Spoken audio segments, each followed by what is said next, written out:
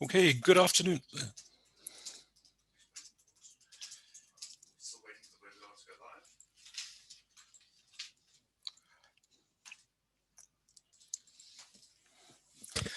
Good afternoon, everybody, and welcome.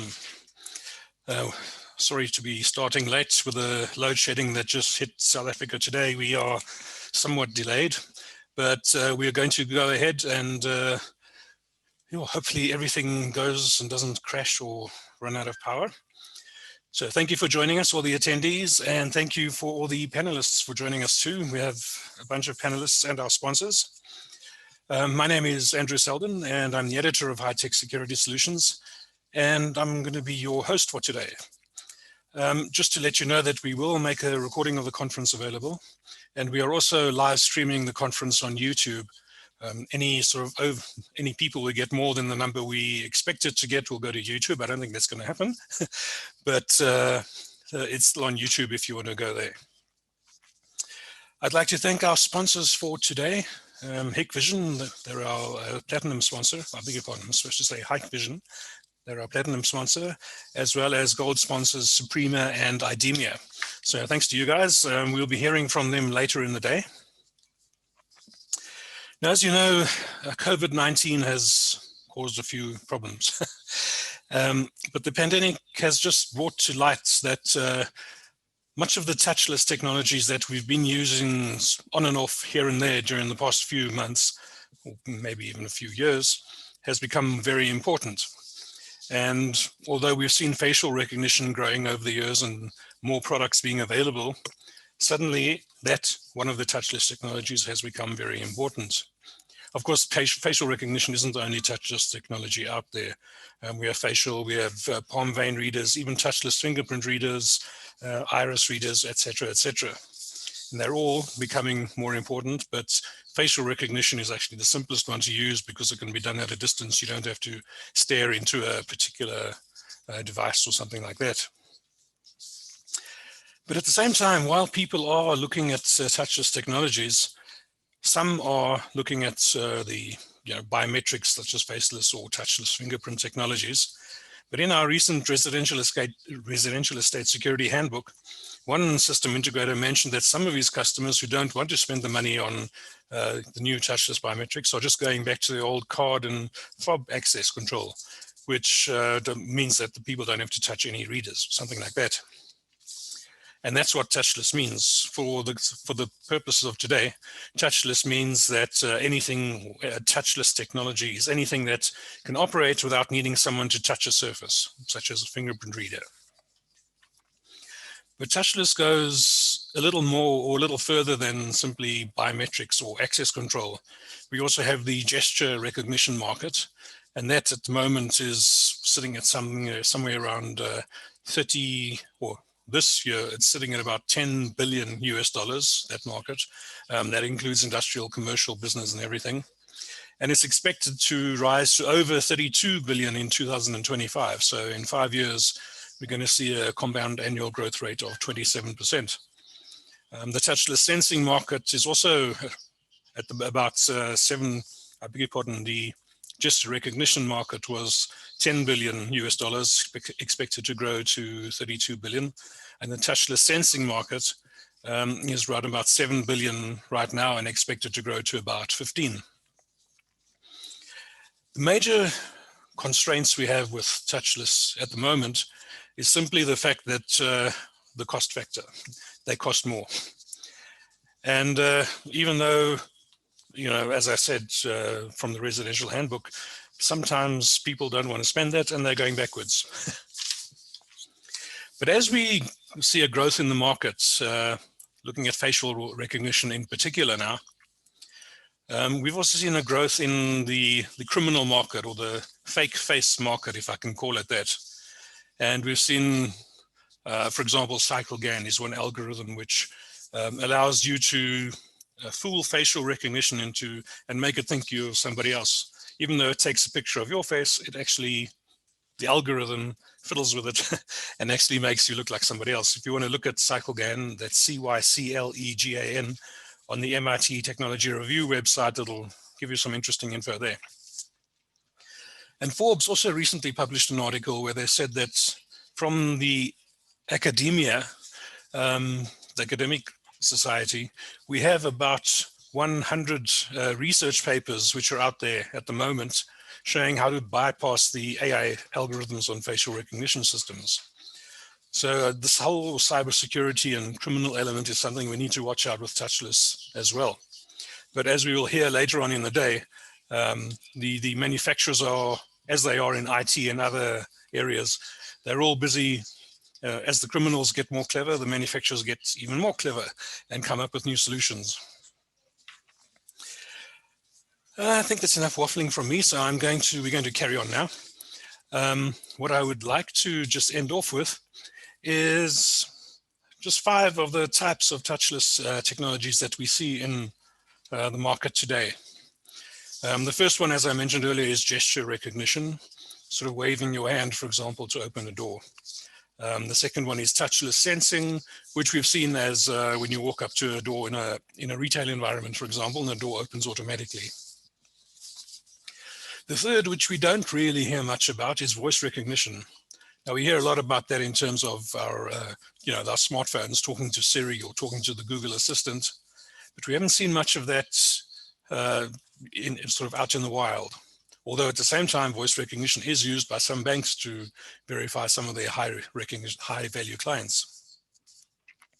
We then have facial recognition as well, which we've talked about, and we're going to hear a lot more about that.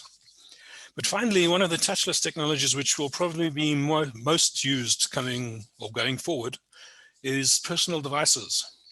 Like your smartphone, for example, we can already have virtual access control cards put on your smartphone so you can get into a building without touching anything except your own smartphone.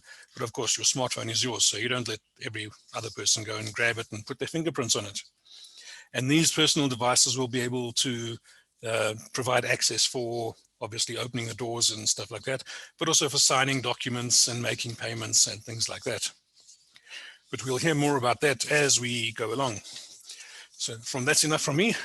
A final thank you to our sponsors, Hikvision, Suprema, and IDEMIA. We appreciate you guys. We're about to, before we get into our keynote, I would like to just introduce Tracy. She is a media consultant with High-Tech Security, and she's going to tell you a little bit about High-Tech Security for a minute. So, Tracy. Good afternoon. As Andrew mentioned, I'm Tracy, and I'm a media consultant on High-Tech Security Solutions. We've been publishing high-tech for over 20 years. When we started out, we focused primarily on alarms and fencing. As the industry has advanced, so have we. As the world moved to digital platforms, we saw a shift from analog to IP, and we are seeing that integration and solution-based projects are now more advanced and more in demand. More recently, we have included cybersecurity, IoT, and AI in our portfolio. One of the markets we cover each month is the access control and identity management segment, which we supplement with our annual access and identity management handbook. As you all know, access control and efficient identity management is critical in all industries today, perhaps now more than ever. And this conference is an extension to our regular coverage of what is happening in the access and identity world. Our main aim through our monthly publications, annual handbooks, twice weekly news briefs, website, and conferences is to provide a resource for decision makers working within the security and risk management industry. As the industry changes, we change with it, and so pride ourselves in being able to provide our readers with insight into what is happening in our industry. I've no doubt that you will find the information communicated to you today by ourselves, the speakers, and sponsors of significance to you and your business. I hope you enjoy the conference. Thanks, Tracy. Appreciate that. Now, before we get into the first poll, I beg your pardon, the first presentation, I have a little poll just to see what your opinion is of touchless technology in the world today. If you'd like to just answer that in the next 2 seconds, and then while you're doing that, I will go and introduce our first speaker.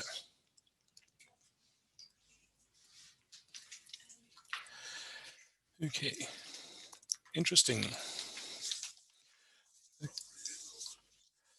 Okay, our first speaker is Mark Painter from Chirpay Security Advisors. I'm going to introduce him while the poll is going. We can see there already over 80% are interested in seeing what people come up with in terms of touchless technologies.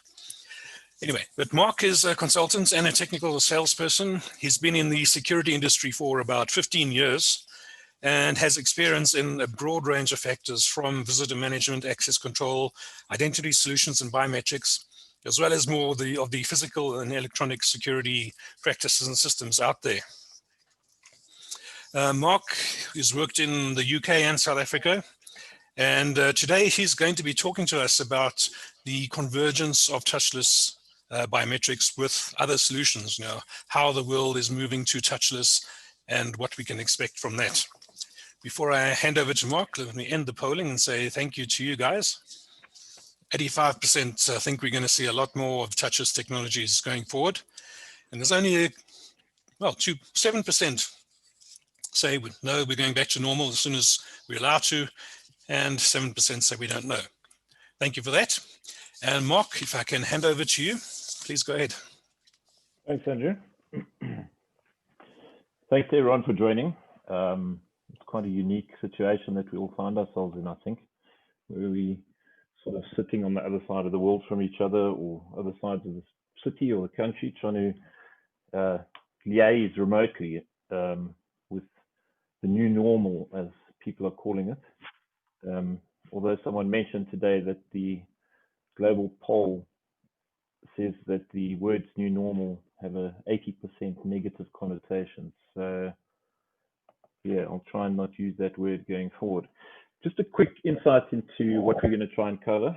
I'm going to quickly touch on 2020 and where we are as far as the global pandemic and identity and security industry and so on is concerned, and how COVID has changed that game and changed the way forward, especially from an end user perspective with touchless and biometrics being a concern for reinfection. And then forward to what Andrew was speaking about with other types of biometrics and other types of identity solutions or systems. So just to quickly touch, I thought I saw this quotation while I was putting this presentation together, and I thought, let me just put it in here because it's so relevant to all of us trying to work over Zoom these days.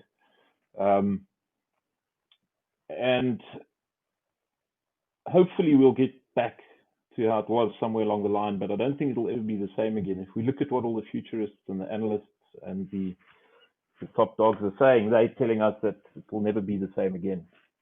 So I think there's going to be a lot more remote working. Commercial properties and so on are going to be a lot more cheaper. They're going to be less in demand, and there's not going to be such high occupancy rates as the landlords have been used to, which could have a direct knock-on effect on the security industry, depending where your niche is and what business you're involved in. But electronic communication will never be a substitute for the faith of someone who, with their soul, encourages another person to be brave and true. So I think as an industry, we can encourage each other to be brave and true. And on that note, I'm just going to show you what my impression of 2020 so far is. If it was a playground slide, I think it would look something like that. And then this is a very experienced, I believe he's a distant cousin of Albert Einstein or something. Only joking, he's not, but he's quite an interesting character, and this is his take on 2020.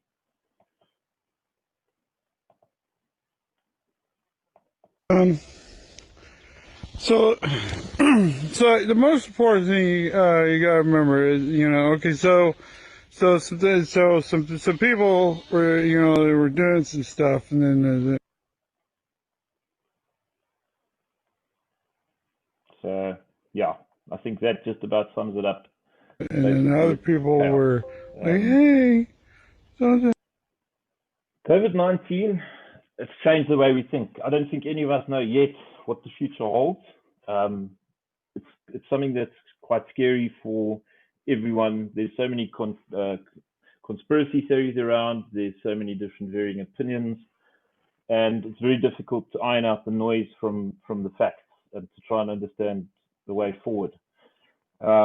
We all know by now, but I think it is relevant to what we're going to be discussing around germs and infections, is that COVID-19 is basically a virus from the SARS or the H1N1 severe acute respiratory syndrome. So it is a very serious pandemic, as we all know and we've heard over and over.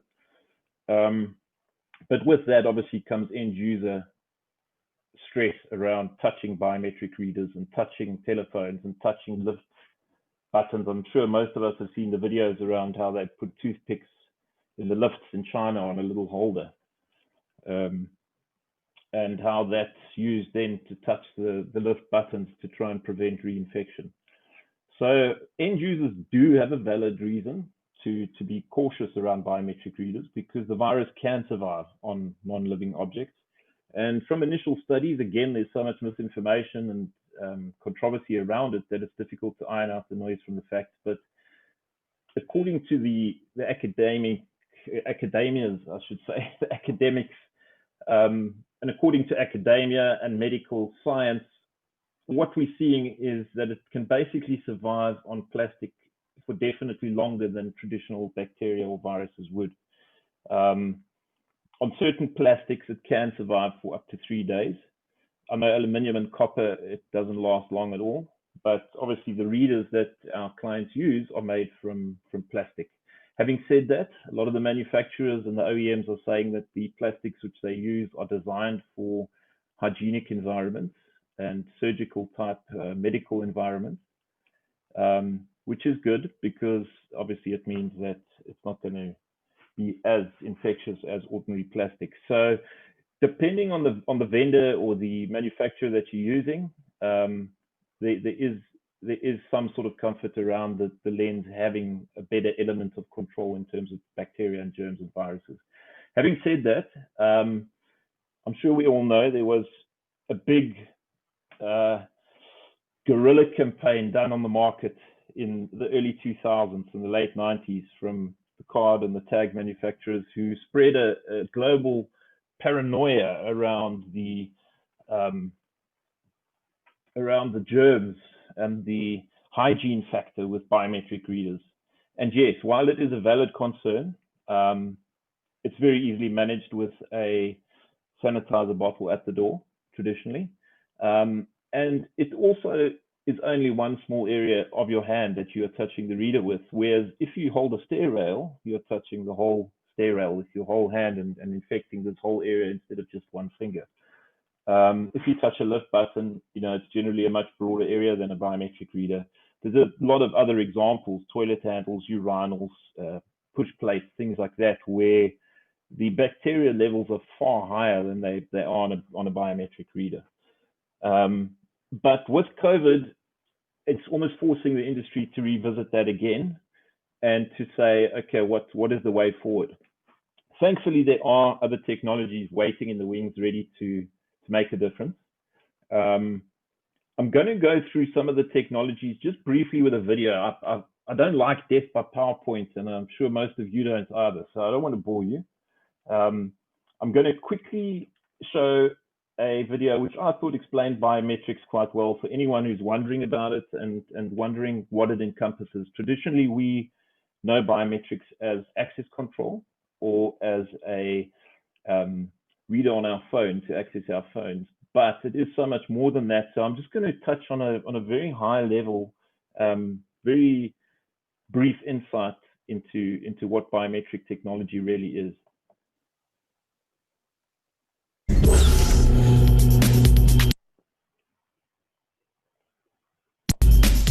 Biometric screening is a way of using an individual's specific physical or biological characteristics to verify identity.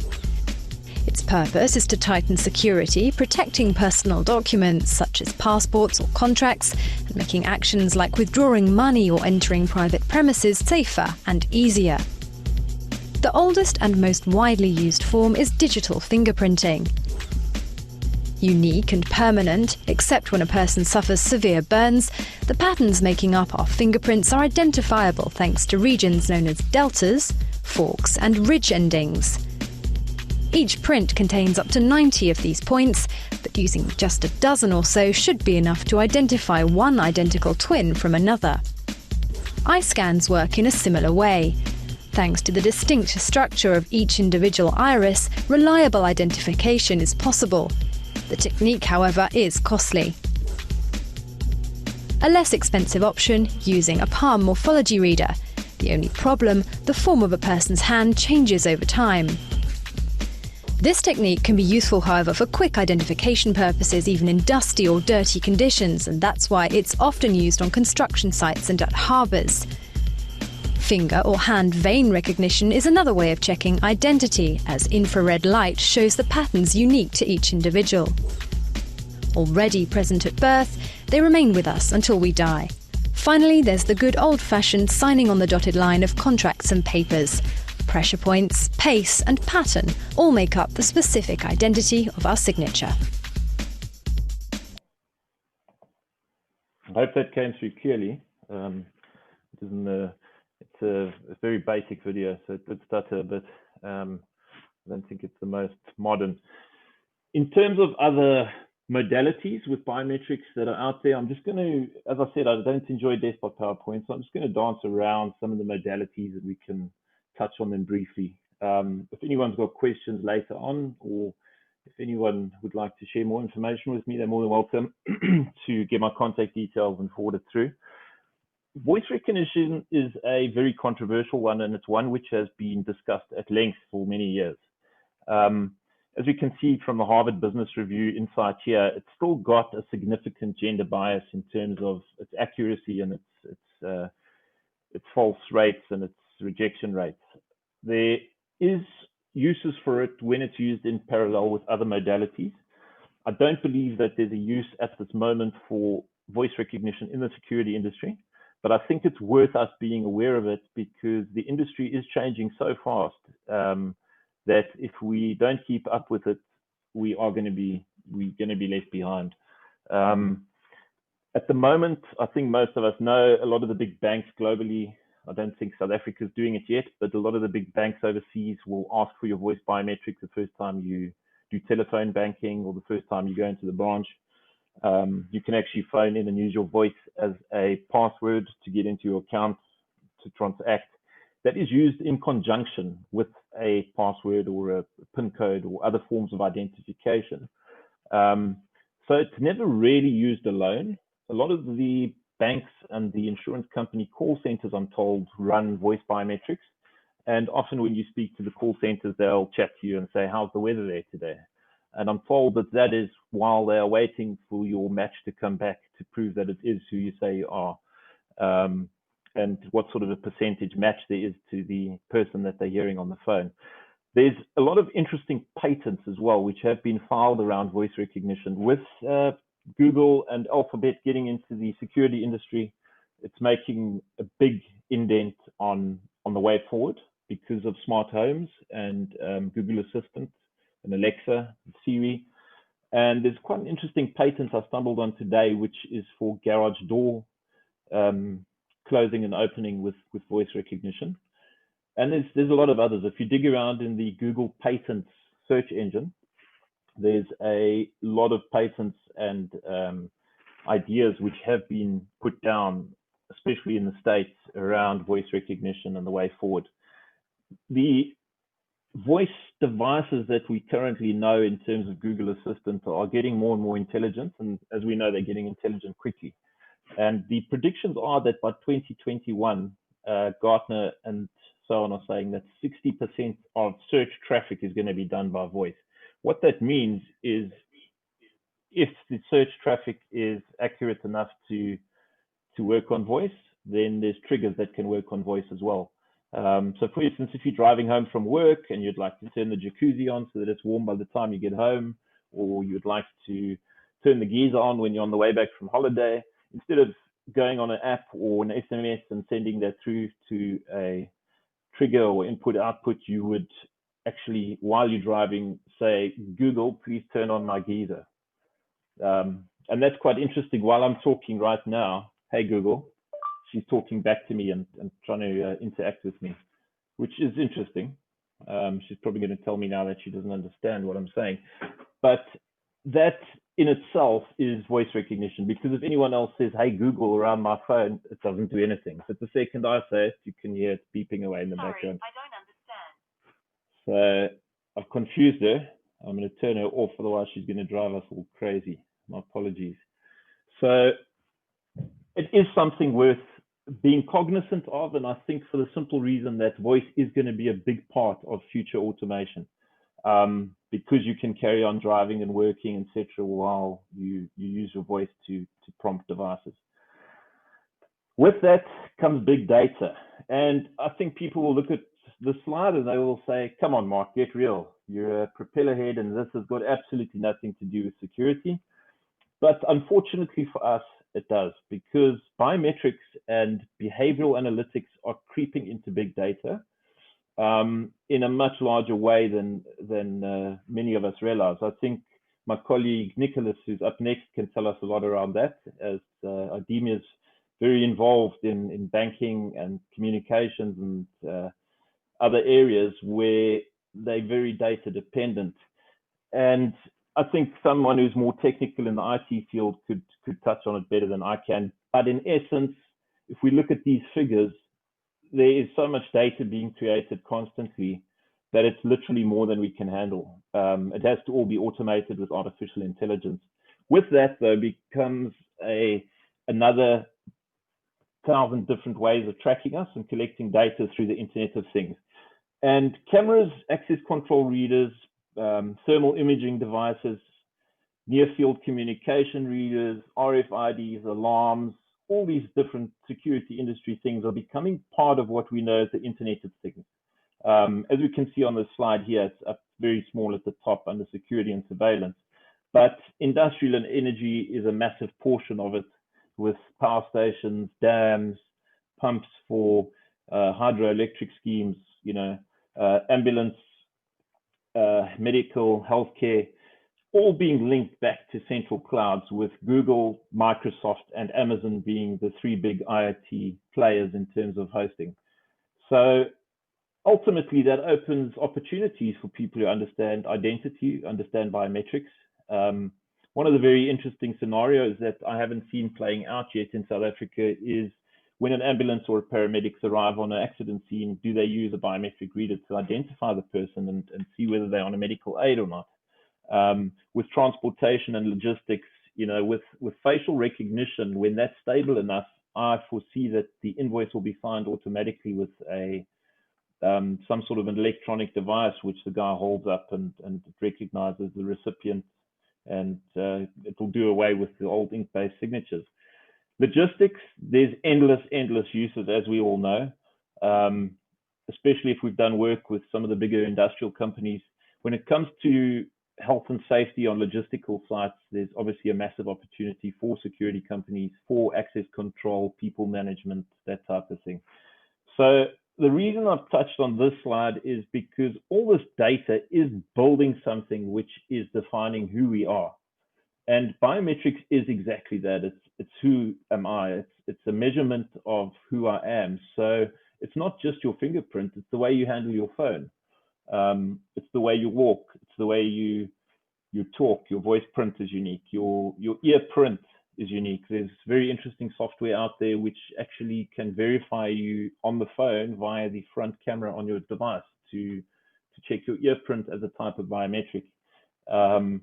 And if you dig down deep into Google's patents, you'll see that they are already tracking almost every single move we make through our phones in terms of biometrics. They can tell whether it's you holding your phone or not, simply by the algorithm calculating the angle that you hold it, the effort with which you touch the screen, how fast you walk, what sort of times you put it down at night. It measures it against historical patterns, etc., and it gets a accuracy to say, okay, this is a 90% match to Mark Painter, and this is more than likely him that's holding this phone. And I think law enforcement globally and intelligence services use that a lot more than we realize. And with that, obviously, comes a big privacy concern. But I'm going to touch on this very quickly as well, because this is all becoming blurred in terms of you know, where it crosses over. Everything that's on the Internet of Things has a unique identity, and that unique identity can be matched to you, and it can be very accurately used to pinpoint your location to the nearest centimeter, basically, if they really want to. If you watch Edward Snowden and those type of things, you'll see it's a lot more advanced than a lot of us realize, I think. But the motion and gesture sensors, the near field communications, low energy Bluetooth, one or two others here are going to be moving into the security industry. I think wearable displays and augmented reality might come into play. I've heard of security companies already using augmented reality for armed response scenarios to enact a situation with augmented reality glasses, so that the armed response officer knows what sort of a scene he's walking into, and he can prepare his muscle memory for that. There's many other examples, but every single touch point, and these are just a few of millions, in our lives has what's called a MAC address. I'm sure most of you know what that is, but it's a media access control address, if I'm not mistaken. And that can be linked back via big data to your identity ultimately, and used as a second level of back-end authentication or zero trust management for access control to networks and to banking and things like that. But I do foresee that crossing over between traditional computer and intelligence and artificial intelligence networks and security as we knew it. There is going to be a bigger and a bigger crossover and a blur of that, and it's worth us all just taking cognizance of that, I think, and getting up to speed with it, so that we can complement the AI guys instead of working against them.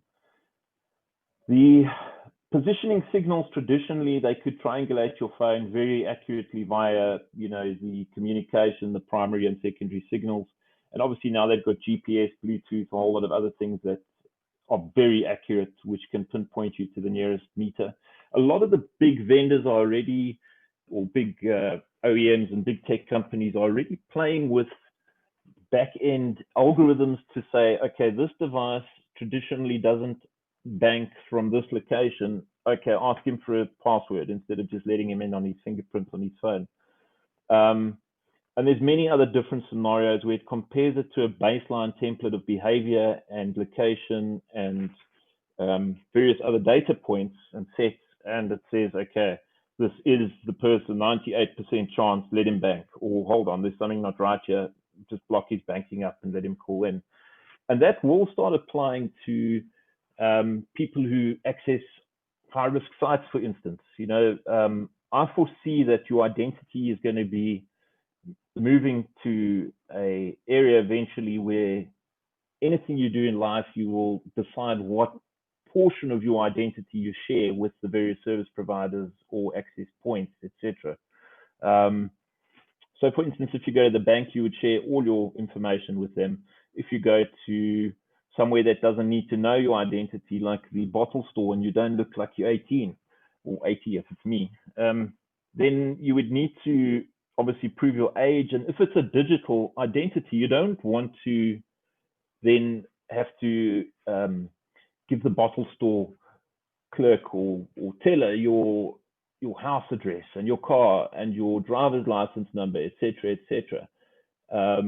because it's not going to be any use to them, and it's a privacy risk. So you want to be able to share just small portions of your identity. If you went to a mine and you needed to get into the mine for health and safety reasons, a portion of your identity could be that your health and safety certification and your induction is up to date. And that could very well be managed automatically via some sort of an app on your phone with near field communication instead of biometric fingerprint readers or access control cards. This is, again, it's old. You know, this is 2013, 2018. But if we look at it, it's on point. And I think we're only going to see this evolving a lot faster. I'm not going to dwell on it because it's a lot of propeller head language, and it's very, it's very in depth in terms of what it goes into. But it's worth taking cognizance of again, because ultimately identity as we know it, or biometrics as we knew them, or behavioral analytics is all moving towards massive data and process management. And with that comes business intelligence technologies that start moving into the security field and complementing and making our lives difficult sometimes. Yeah, I'm not going to go through all of this, but big data is going to be a very, very big player in the security field.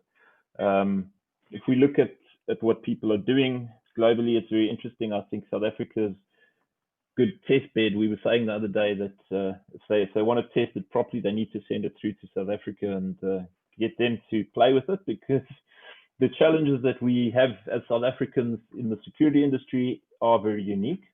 So I don't think a lot of the high-end technology is going to come through to Africa as fast as it would be to the States or Sweden, for instance. But once it's tried and tested there, we are going to see it creeping in slowly but surely. So it's worth being aware of. And data science, with that comes Identity 2020 and the controversy around that.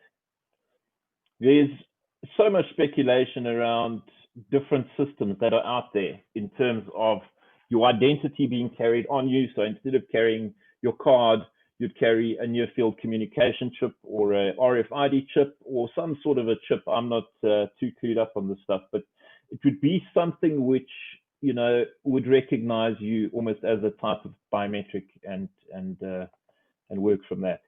So I'm just going to quickly check here. There's some questions that we've got coming up, and I just want to quickly go through a video for you guys, which is very interesting around identity and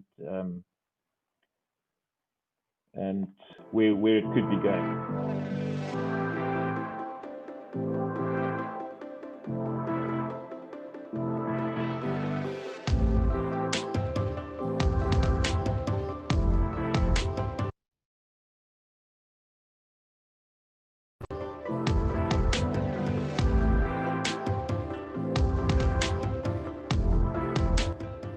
We were able to develop a silver nanowire ink that allows conductive traces to be printed immediately. So there's no post-processing that's required. That allows for printing on a leaf or on human skin or various different delicate biological substrates.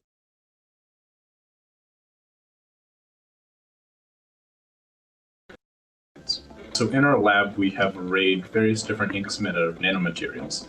That allows us to print electronic devices specifically for biomedical applications. We have new collaborations we've developed with folks from the medical school here at Duke. These are trained clinicians, active doctors that know where their needs are. And that's exciting. It's exciting to be able to do things that have near-term translation potential.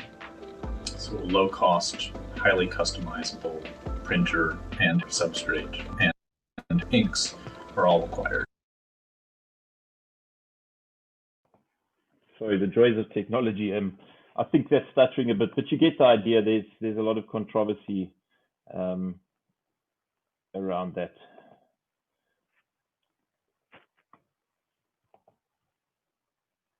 Apologies, guys. And then lastly, I think one of the things which were very interesting was the Minority Report, which we all saw years ago. But it's worth taking cognizance of, because I saw that Chanel in France is testing billboard advertising based on your identity. Lexus. The road you're on, John Anderton, is the one less traveled. Make sure you are Good evening. You can move the old-fashioned John Anderton provides gourmet cuisine. John Anderton, you could use a Guinness right about now. Stressed out, John Anderton. escape from it all, Harrison. Get away, John Anderton. Forget your troubles.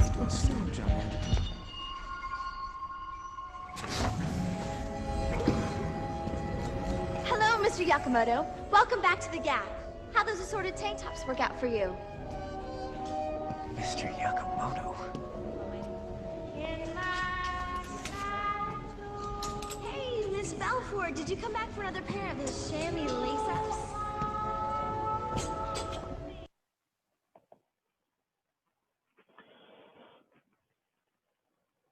Thanks very much, guys. I think that's it. I don't want to carry on too much longer and bore you all with highfalutin identity and IT language. But I just wanted to touch on some of it so that we can see that our industry as we knew it is probably never going to be the same again, and it's going to be infested with a lot of different players. So thank you very much for your time and for attending. It's much appreciated. Andrew, thank you very much. Thank you, Mark. Appreciate it. Are we on time? Is the timing yes, good? Yep, you were on time. Yeah, Okay. Actually a couple of minutes early, but so that's great. Okay, perfect. Okay, we have another poll for you. About facial recognition. How confident are you in general that facial recognition technology is reliable? While that's going on, I think, Dominic, I think we have a question that came up during Mark's presentation. We do indeed, Mark. We have a question from Jane van der Spey. You're muted. Oh, no, you're not. So Perfect.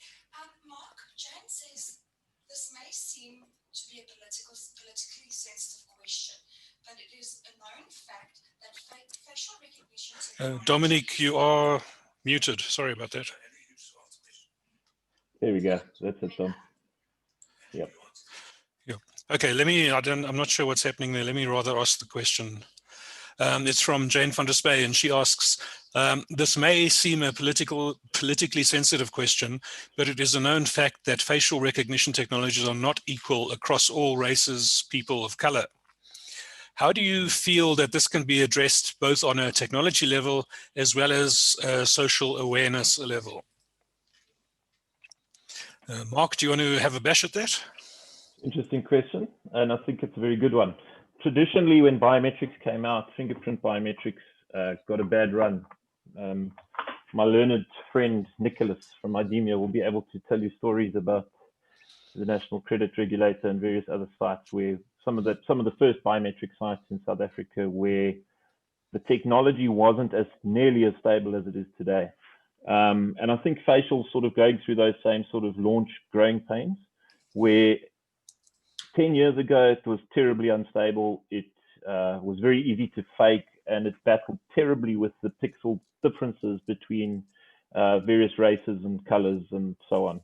So it's a very valid question, because if it's rolled out, it has to be equal and it has to work for everyone. The way people got around it was with perfect lighting and environment conditions and very stable mounting for the facial readers, but that wasn't practical for all applications. The more recent facial technology, and again, I'd encourage anyone who's looking at it to explore NIST, which does the ratings on the algorithms and the accuracies of facial recognition. The newer ones are working on something called three-dimensional recognition. So instead of picking up pixels and measurements only, it will actually work a lot more around a 3D model of the person's face. So it's moving more towards a fingerprint type scenario where it's not based on color. It would be based on contours and measurements, biometric minutia points and so on. So I hope that helps, but I think it's a lot more stable than what it was 10 years ago. And there's some very good facial recognition readers out there today, which are becoming better and better as we speak. Great stuff. Thanks, Mark. I'm going to do something different here. I'm going to ask the other panelists, you all guys all do facial recognition to some extent. Is there anyone else who wants to have a bash at answering that question as well? Yeah, sure. It's Nicholas here. Sorry, let me put my my camera. So I think one element as well, what Mark just mentioned, that the technology is maybe not as mature or was not as mature in the past as fingerprints. when you develop a technology, you obviously need to test the technology and you need to work on image references. So fingerprints has been around for many, many years. I mean, in terms of biometric technology, and it's been used widely. So obviously, we've got much more data to analyze. For pictures, when we speak about 2D pictures, we also have data.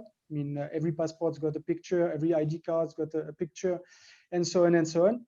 But if you start going more into new technologies like the 3D facial, like all those type of technology, the database that you've got available is actually much less than fingerprint, for instance, or much less than 2D pictures. So the key here is really to get your technology to learn about what's available out there. And the more data you feed, and the more you use technologies like artificial intelligence, deep learning, and those type of things, and the better your technology is becoming at picking up the right person, irrespective if it's a person of color, if it's a youngster, eldest, or anything like that. So I think we've, well, as I'm speaking for IDEMIA, we already made some breakthrough with our artificial intelligence and deep learning. And we certainly take these points very, very seriously to make sure that everybody is treated fairly with our technology. Oh, thanks, Nicholas. Appreciate that. For those of you who responded to the poll, thank you very much. It seems that only 24% of our attendees are confident that facial recognition technology is as reliable as fingerprint biometrics. So there's a challenge for our presenters today. And talking about facial recognition technologies, next up we have our platinum sponsor, Hikvision. And Ruel Tromp, the project sales manager from Hikvision, is going to be talking to us about touch-free access and how it's easier than ever. So Ruel, are you ready to hit the ground running there? Hi, good afternoon, Andrew. Yes, I am. Let me just quickly get my screen shared here. All right, there we go. Yeah, so today I'm going to quickly talk about our facial recognition readers and so forth mainly. And their abilities, and I think a few things that was already mentioned by Mark and yourself will be addressed in this PowerPoint. So without further ado, let's quickly have a look at it. Okay, so this is just a little bit about Hikvision, what we do, and so on. We've been founded in 2001, more than 18 years growth, for over 40,000 employees. And if you look at that number, that ratio there, our R&D team is nearly half of our total employee list. So we invest a lot in our R&D to make sure that we've got the right products and on the forefront. Okay, so this PowerPoint is going to introduce our facial recognition and about the era that's coming. I know facial recognition, like Mark also mentioned, is that it's been around for some years, but I think it was, agreeing with him as well, it wasn't as great a couple of years ago. But more recently, it's been evolving and it's really come to the forefront. So I'm going to show you what we've got to offer. We can look at our minimal product range as well as some scenarios where it's been already used successfully. Okay, so the era is coming, like we mentioned. The main thing is, and again, it's been touched on by some people before, access control, lock and keys. That's your primitive way things gets lost, and especially nowadays with COVID, you need to touch keys and you need to borrow things and all those kind of things. So it's not the best way of doing things. And then access control evolved into cards and key fobs and remotes and those kind of things to grant access, so you don't have locks and keys and stuff like that. And also, with this, there's control now, more control than what you had with lock and keys. Then moved over to biometrics, as rightfully mentioned before. Again, when it started off, it wasn't great, but now it's fantastic. The problem with this is, especially nowadays, is we're still touching these things. We don't want to necessarily touch devices and so forth. So we need to look at some other alternatives, and facial recognition is one of those alternatives that we can look at to solve this problem. Okay, so growth, yes, I think you also mentioned the growth rate.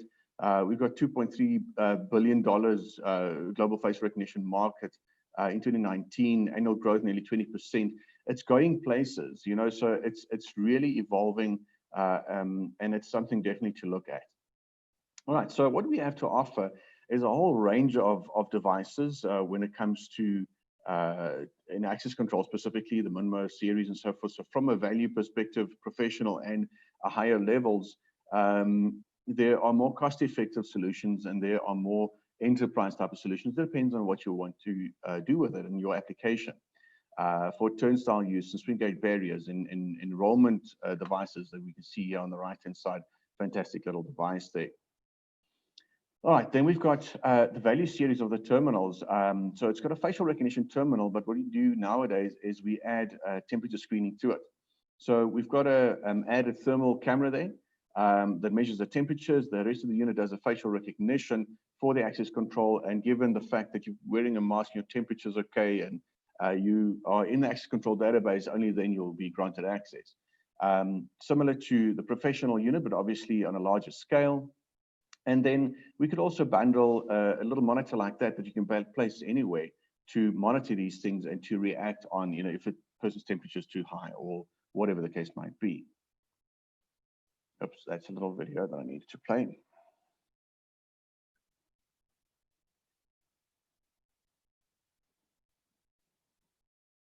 Okay, so as you can see, facial recognition, this is a very short little video. It's touch-free, it works on a distance, you don't have to get too close. You don't have to have a person or employ a person to scan everybody's temperature and write it down and all those kind of things as soon as people come in, creating bottlenecks and so forth. So very quick, very easy to use. All right, so facial recognition, no touch solution. Obviously, that's what we're looking for, especially these days. 2 meters away, anything actually between 0.3 to 3, up to 3 meters, depending on which device you're using. And with the deep learning technology, we've increased the accuracy by more than 38%. Due to that deep learning. All right, then if we look at other uses as well, we've got face anti-spoofing there. So face anti-spoofing basically means, and I think, Andrew, you mentioned this before, that you know, people try and bypass these units, trying to fake a face and those kind of things. So you can actually, what we've done is, because of the lenses we use here is 3D modeling that we do. So we've got 2 lenses on the camera, on the unit itself, that does that depth. It's got the depth perception to do 3D modeling for the contours and all those kind of things. So complexion is less of a problem at the moment. So let me just quickly show you that little video. There's an actual test of a lady with actually a picture of herself, and it does not authenticate her because of that. There we go, of the flat surface, and doesn't have the same contours and all those kind of things. So it is of a higher security level where you can use these devices. There are other ways of also entering or maybe combining with the facial is QR code scanning and MyFair cards. You can combine with the facial recognition. It depends on the security level that you want to go up to, but all these options are possible. And then we've got this temperature screening unit. It's a quick little video as well.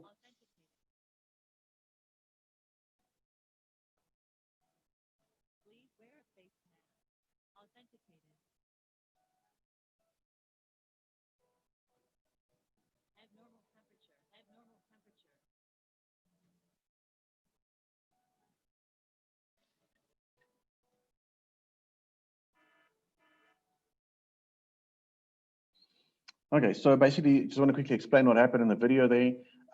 This unit, again, does facial recognition, does temperature screening, and it checks whether you're wearing a mask. So the one lady got up to the terminal, and the device forced her to wear a mask. Although it recognized her, it still forced her to wear a mask before it let her into the building. So this is for everyone's safety's sake and keeping everyone safe and healthy. The other person had a hot cup of water they held up to his forehead, but because what we've done is we've optimized the units to measure forehead temperature, which is, you know, on the whole body or the, you know, most accessible part of the body, probably the closest temperature to your core temperature. So we measure forehead temperature, and that's why we just simulate it with a hot cup of water or something like that to increase the temperature in the forehead, just to do the example. Right, so basically you can have a combination of temperature face mask as well as the facial recognition. You can combine card and biometric, but for now we want to try and get away from those things, just at least for COVID. But yeah, so these devices, you can have a combination of all these things to make very, very sure that you do allow the correct personnel or people into your premises. Right, what we've added now recently is a questionnaire. So at every place that you visit, they measure your temperature, they ask, have you been in contact, yada, yada, yada, all those kind of questions. So now we can do the questions on the terminal itself. You can answer it either by touching it, but I'm going to show you another video on the right-hand side where you don't even have to touch the device to answer the questions. Okay, so there you can answer the questions, and related to, or depending on your questions, it might allow or disallow you from entering the premises. All right, so you can do data exports directly from the device again, or remotely to get your logs. It can be an online active system as well, or a complete standalone if you'd like to. Okay, so there's a typical export that they've done from the device itself. So either USB directly on the device or via the network from your desktop, your PC.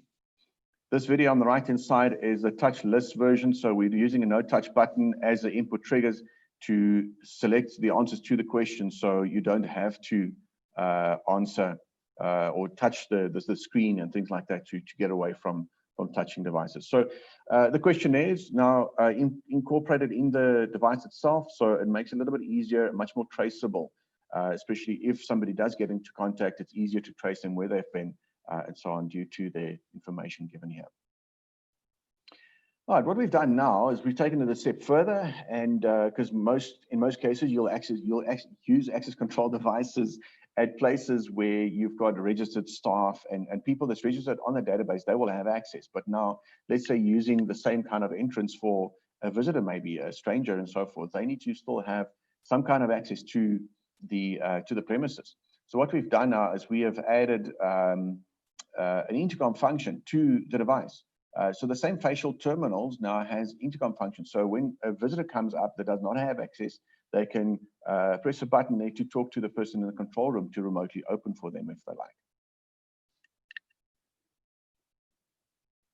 Okay, so here's just a quick little demo of that portion where you can have a dial through to a number of devices, even remote on your app.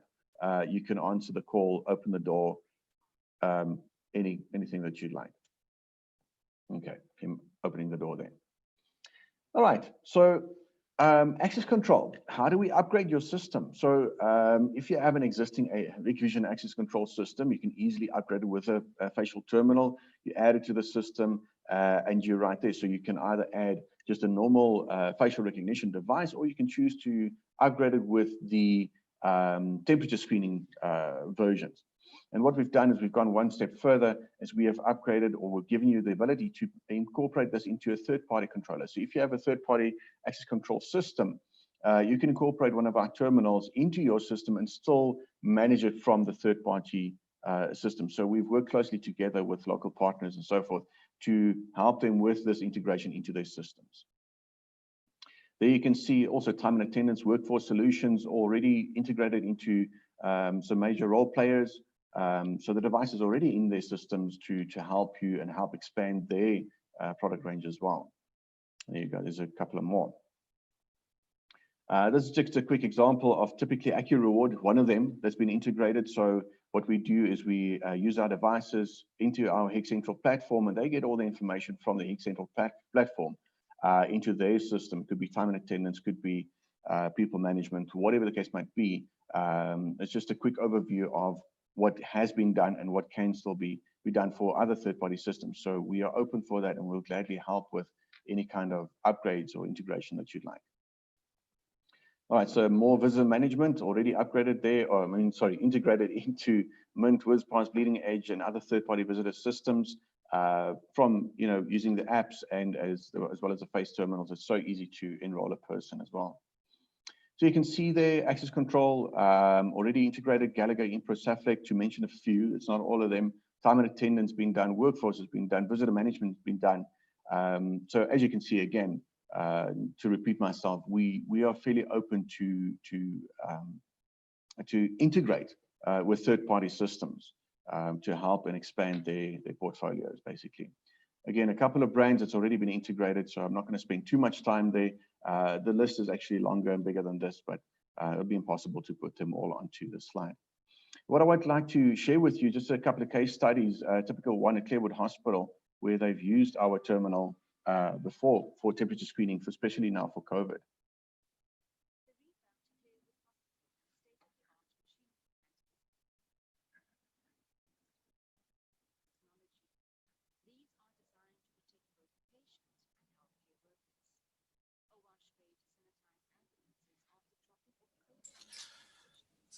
Roel, we're not hearing any voice. Should there be some voice coming over there as well?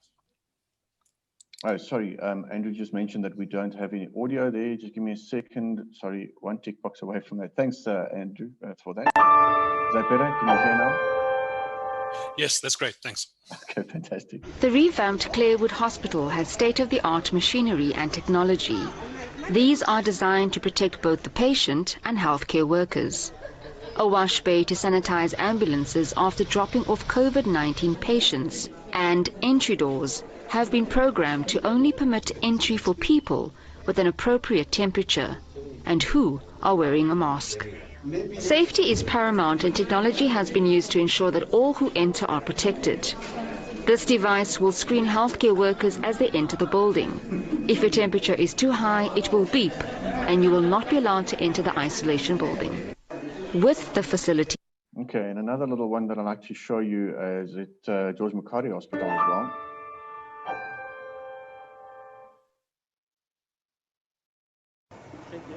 Artificial intelligence and computerized algorithms ensuring the safety of frontline staff. It reads temperatures, detects age and gender, and whether a person is wearing a mask or not. An alarm goes off if high temperatures are registered, thus serving as an early warning system. I mean, it includes automation and also artificial intelligence. You can see how capable, systems can work without human intervention. Charlotte Maxeke in Johannesburg and Dr. George Mukhari are the first hospitals to receive the detectors. A nurse and a patient at George Mukhari recently tested positive. This early detection system will improve management of potential COVID-19 threats. We are receiving all the gifts that we are having on behalf of our healthcare workers, because when we are able to detect a patient early, at least it gives them an indication that they can protect themselves when they deal with the patient. You will note the first diagnostic measures has happened here. It picks up the age, it picks up the temperature which is most important. So what it means is that it has reduced the job inside there. This machine has literally obliterated the long and snailing queues that were the norm while manual temperature reading was done upon entry at Dr. George Mukhari Hospital. CEO Dr. Lebete also emphasized that this will assist them to track the threats while they come in, and to also make sure that proper PPE is in place in case someone is detected to have coronavirus. Offenses Timo, SABC. Okay, so just to show you, it's not just facial terminals. What we've got there on the last video is a metal detector walk-through metal detector door with facial recognition and temperature screening all in as part of the unit. So it does a little bit more than just temperature screening, does facial recognition, it counts people in and out, and also counts the alarms and so forth. So this is already been installed in a lot of hospitals around the country and successfully used there to scan and screen people before they actually enter the premises, to make everyone safe, actually, to keep everyone safe. All right, so I'm not going to go through all the specifications of all the devices. We've got that K1T671, which is extremely popular device. Just facial recognition, though. You've got the option with or without biometric there. It does phase mask detection. If you want to add a temperature screening device or temperature screening to the terminal, it's basically that same 671 that we've taken. We've upgraded with a thermal camera to do the temperature screening. And then we've got a little bit more cost-effective version of the one below. The one on the left-hand side is that one little video that we had for facial recognition as well. Maybe later it's safe to use the biometrics on it, but for now, I advise not to, just go for facial recognition. And then also the swing gate barrier options for swing gate barriers, turnstiles, and. The nice thing that we do here is we also have different kinds of brackets. So the brackets you get is the floor standing version like this. So you can put it down anywhere, mount it to the floor, or even if you want it as a temporary device, you can have the desktop mount bracket and just put it down on the receptionist desks to check every person, staff, or visitor for that matter when they come in. So we've got a whole portfolio on these products. If you're interested, please let us know. I've got some contact details depending on the province that you're at. We've got our staff list, or some of the staff that can help you with this. So please take down their contacts if you want to directly contact them to find out a little bit more about these devices. So that is it from my side. Thank you very much. I hope it was exciting. It was for me. So yeah, hopefully that could plug a few holes. Thank you, Ruel. Appreciate that. We're going to go to Dominic for some questions now, and we're going to do another poll. So Dominic, do we have any questions? We do indeed. Roel from Malki Tahini, in the early days of retinal recognition technology, certain industries like the banking industry tried rolling out the retinal recognition system for their staff. However, trade unions swiftly put a stop to this as they argued that the regular pointing of lasers to the retina had not been proven safe in the long term. Is this concern still valid, or have the technologies involved changed? I can't really comment on retinal because we don't do retinal specifically. So our device is on facial recognition, and that's merely some cameras that looks at your face to do the 3D modeling and so forth. So no laser technology or things like that involved in this. So I can't really comment on the retinal scanners though. Okay, do any of the other panelists want to make a comment on that? Yeah, Andrew, yes. From my side, I think what we need to look back at the basics. So you've got different type of biometrics for different type of usages. Retinal, for sure, is very intrusive, and that's why it's not really been used, widely, and in the world. Then you've got the iris, which is basically taking a picture of the iris of your eyes, so not at the back of the eyes, but in front of the eyes. And as Ruel was mentioning now, there is the facial technology, which is basically looking at the face and not looking into the eyes as such. So depending on the technology you're using, there are different precautions to take. When it comes to facial, all those fears falls away. Cool, thank you. Walter, you put your video on. Do you also want to have an answer there? Yeah, I think that's just a general misconception. When the people look at facial, they don't quite understand the difference between facial identification, iris, and retina. I don't even know how many retina implementations there is at the moment. Iris is very popular. It's not so cost effective, and it's also not damaging to it. So, but in general, employees always look for a reason not to use it, especially if they don't want to work. So I think that's just a general misconception in the market. Thanks, Walter. Dominic, any others? Ivor would like to know, when taking on faces, must you take with your mask on or not to use the mask function? Okay, so to comment on that, our facial terminals have been optimized to detect masks as well. So you've got a combination. It depends on the security level and the safety level that you want to implement at your premises. You can either do just facial recognition with an open face, but obviously nowadays we want to have the people wear a face mask. And due to the different kinds of points in the 3D modeling that we do, we don't need to see the full face. So we can still do facial recognition even if you are wearing a mask. Even if it obscures your face quite a bit, we can still do successful facial recognition with that. So you can program the device to make sure that the temperatures are fine, first of all. Second of all, the face is detected and recognized in the database. And then thirdly, whether the person is wearing a mask. And only if all those conditions are met, then only the system can grant access. It depends on how you want to use it. Obviously, if you have maybe the same entrance being used by visitors, they will not be in the facial database. So then you can set up the unit to only check for temperatures and possibly the face mask or a combination thereof. And if the temperatures and those kind of things are okay, then you can decide to let them through or not. So it depends on how you configure the device. There are different levels and different combinations that you can apply to it. Thank you, Raul. Any of the other panelists like to answer that question? Yeah, from my side, I would say that when you enroll, because I think that was the sense of the question, if you enroll somebody, it's better to actually remove the mask so that you've got the full face of the person. But then after I'm coming to what Ruel was saying, you are able, if you hide part of the face, so with a mask, you are able to identify the person.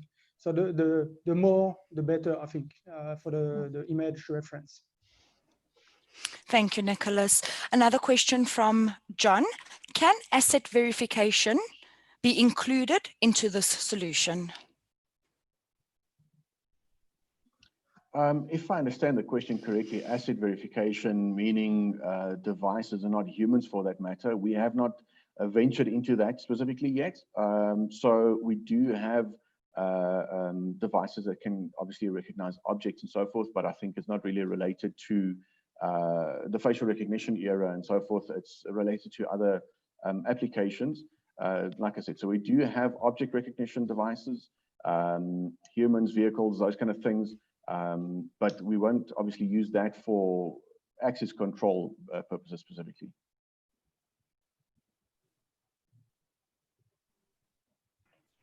If I can also just comment on that, yes, once again, not related to the recognition itself, but very much specialized implementations such as mining. A lot of the companies require for occupational health and safety that that specific assets are tagged as you enter, for example, your headlamp. It was serviced quite regularly and so on, but that uses external, normally UHF technologies, and what the software then does is it collects and makes sure that all the tags that you have, first of all, you have all the equipment that you need for the specialized environment, and that the service intervals and everything is linked to that. But that's more external part, and that's something that came in from, even from a mining perspective, using fingerprint some time ago. Thank you, Raul. Thank you, Walter. We have another question from Headley Davidson. Are there any reference sites with high transaction counts over 2 million experts per month per site with mixed gender races population sets? From my side, I'm unsure because I don't directly work with those people, but we do have a whole bunch of reference sites that we can supply. So for now, at the moment, I don't have any details with me, but we can supply those, yes. I think, if I can butt in, Dominique, also... sure, Mark. It's dependent again on the technology, I think. As Ruel says, you know, if it's used in combination for thermal checking and that type of thing, or if it's used purely for access control to high-risk areas. Anyone who's flown in the last, well, no one's flying at the moment, but anyone who's flown through Dubai recently, or the States, or Oz, UK, would have seen the e-gates, where your biometrics are stored on your passport smart chip, and you can actually walk up to the e-gate. It's one of the videos I actually wanted to show, but it's very, very accurate. You can walk up to the e-gate with your bags and it opens and you walk straight through without any hindrance. And they processed, when airlines were still a thing, they processed millions and millions and millions of passengers daily and weekly. So the technology is there. Whether it's feasible for commercial sites is another question. But obviously, as the R&D costs get covered and it becomes more mainstream, the cost will come down on it. And with that, I'm talking true 3D facial biometric recognition. I'm sure Nicholas can expand on that a bit more, because I think a lot of the airports are running their products. Hope that helps. Yeah. Yeah. Yes, so, thank you. Yeah, sorry, Nicholas, carry on. Yeah, just on that. So yes, definitely depends on the solution itself. But in terms of technology, algorithm, you know, all of that, we do have a few nice sites. The one that I'm thinking about is the Changi Airport in Singapore, where everything is basically using the biometrics from the entrance in the airport all the way through the duty-free zone. And all of that can happen in less than 10 minutes. So it's high frequency, yes. Great, thank you. From my side, Andrew, if I can just say something. Sorry, Andrew. I think there's people must understand that biometrics is also not a perfect technology. Even when you look at large-based AFIS systems, you know, if you talk in the millions, there's normally some rate of error. And that's why it's important to look at the error rate supported by the different projects. And even when you look at an e-gating solution, it might be processing millions of people at the same time, but it's not necessarily doing millions, identifying one face out of a million on that, because fingerprints is still more accurate. Like Nicholas said, there's more points to verify depending on what type of technology you use. But face is still getting with it, and that's why from our side we've been scared to increase the volume too much. It's only recently that we went to 50,000 people. So one has to look at that. When it comes to verification, very easy, and that's also the cards, the use of cards, or even if your passport's the e-passport and it detects the passport, then it's much easier because you do a one-to-one verification and what's the certainty. But it all relates to what's the size of the database that you are matching against, and then also what is the error rate that you allow to on the system. Yeah, if I can add to what Walter said. Sorry about that, Andrew. When it comes to just facial recognition, we've got facial recognition servers that can house databases of millions. One of the small facial recognition database or small facial recognition servers that we have does a database of 1 million faces, and it does facial recognition at about 80 faces per second. And then you can cluster them, and as soon as you cluster them, you just multiply those numbers. So depending on the application, yes, it can be done, and we do have the products available. Just to add what Walter mentioned there, can be done. It depends on budget and it depends on application. Okay, thanks, Ruel, and thank you for your presentation, Ruel. There will be an opportunity right at the end of the conference. You can select the names of the people who have been presenting, and we will give them your email address. So if you want more information from them, they will be in touch. But moving on right now, you can see the poll that we held there. There's only 5% of the people who aren't planning on doing something with touchless technologies. 40% said they need it in less than 3 months, and then 55% are looking at 3 to 6 months. So I think that's an interesting result, given that everyone here is talking about facial. But now moving on, we go to Nicholas. Here's Nicholas Garcia from IDEMIA. He's the sales director for biometric terminals in the Middle East and Africa for IDEMIA.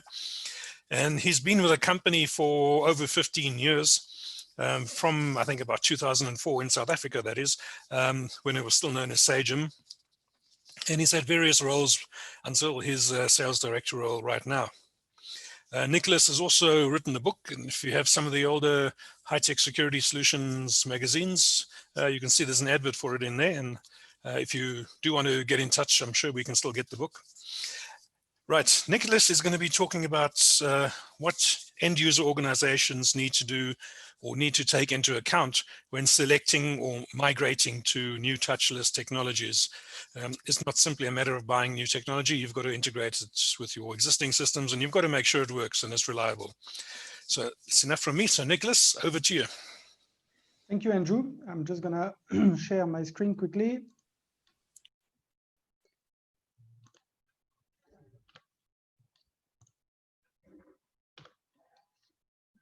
Okay, can everybody see my screen? No, can't see your screen. Okay, just 1 second, sorry.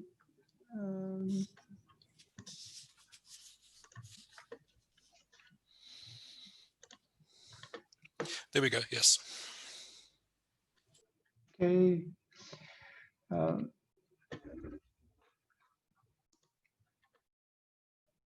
just went. Yep, that looks right. Thanks, Nicholas. Great. Okay, no problem. Just 1 second. Sorry, it was showing some subtitle, which I think were not relevant. They were in French. So thank you very much, Andrew. And just going through the presentation, the idea there is really to have a look at what the situation is today and what could it be tomorrow and what we need to do to make sure that we are ready when tomorrow arrives. So the first thing I'd like to see with you is just ask you a simple question. Do you remember 2019? And I'm sure everybody does. It's not too long ago. It was last year. It was a time where we could all gather together. As you can see on the picture, we could also have free hugs. And if you Google it, you will see that it's actually well organized. You've got a standard operation procedure, if I can say, of how to get your free hugs, what to do, what not to do. So it was the old good times where all of that was still allowed. You also had the possibility to open doors, to touch things, and it was just common. So then 2020 arrived, and that's what they called, I remember at New Year's Eve, 2020. And 2020 was supposed to be the new year with plenty of opportunities, plenty of joy, of wealth, of health. And obviously this 2020 did not really materialize the way we wanted it. And what it did is instead of bringing us all of that, it brought us new problems. One of them being the COVID-19 with new rules and regulations, which introduced to everybody worldwide the social distancing. With that came the fact that you now have to wear a mask in public in many places in the world. And obviously these rules and regulations are not just for the street. They've been also spreading all over to businesses. And that's why we are here today to discuss this part. So social distancing is part of the business practice, but also things like looking at the temperature, checking the temperature of your visitors and employees. And if you thought that it was only for us, actually even the pigeons are doing social distancing, as you can see here, where they are sitting in their own barrier, and you can also take their temperature. But anyway, that was a bit of humor. But what are the consequences of the COVID situation? When the first thing is that it's an invisible enemy. So you don't see, you can't say somebody's got the virus just by looking at him or her. So obviously, if you take the temperature, you can have an indication that something is wrong with the person, but you can still not 100% certainly say that the person's got COVID. But at the same time, it's also very visible because wherever you look at, whatever you listen to, you can see it coming. Africa is approaching 1 million COVID-19 cases. That was on the 28th of July. COVID-19 death toll is now rising. And obviously a very, very emotional thing. The Captain 7's canceled due to COVID-19, and that's been a traumatizing experience for a lot of South Africans, I know. So I'm really sorry about that. But what all of that does is that it amplifies the anxiety around and obviously the emotional parts of things. And when we do that, when we think about it that way, we need to also think of the situation and reflect on the situation. And the first question you must ask yourself is the situation really different from what we have experienced in the past? And there are not only one answer to that.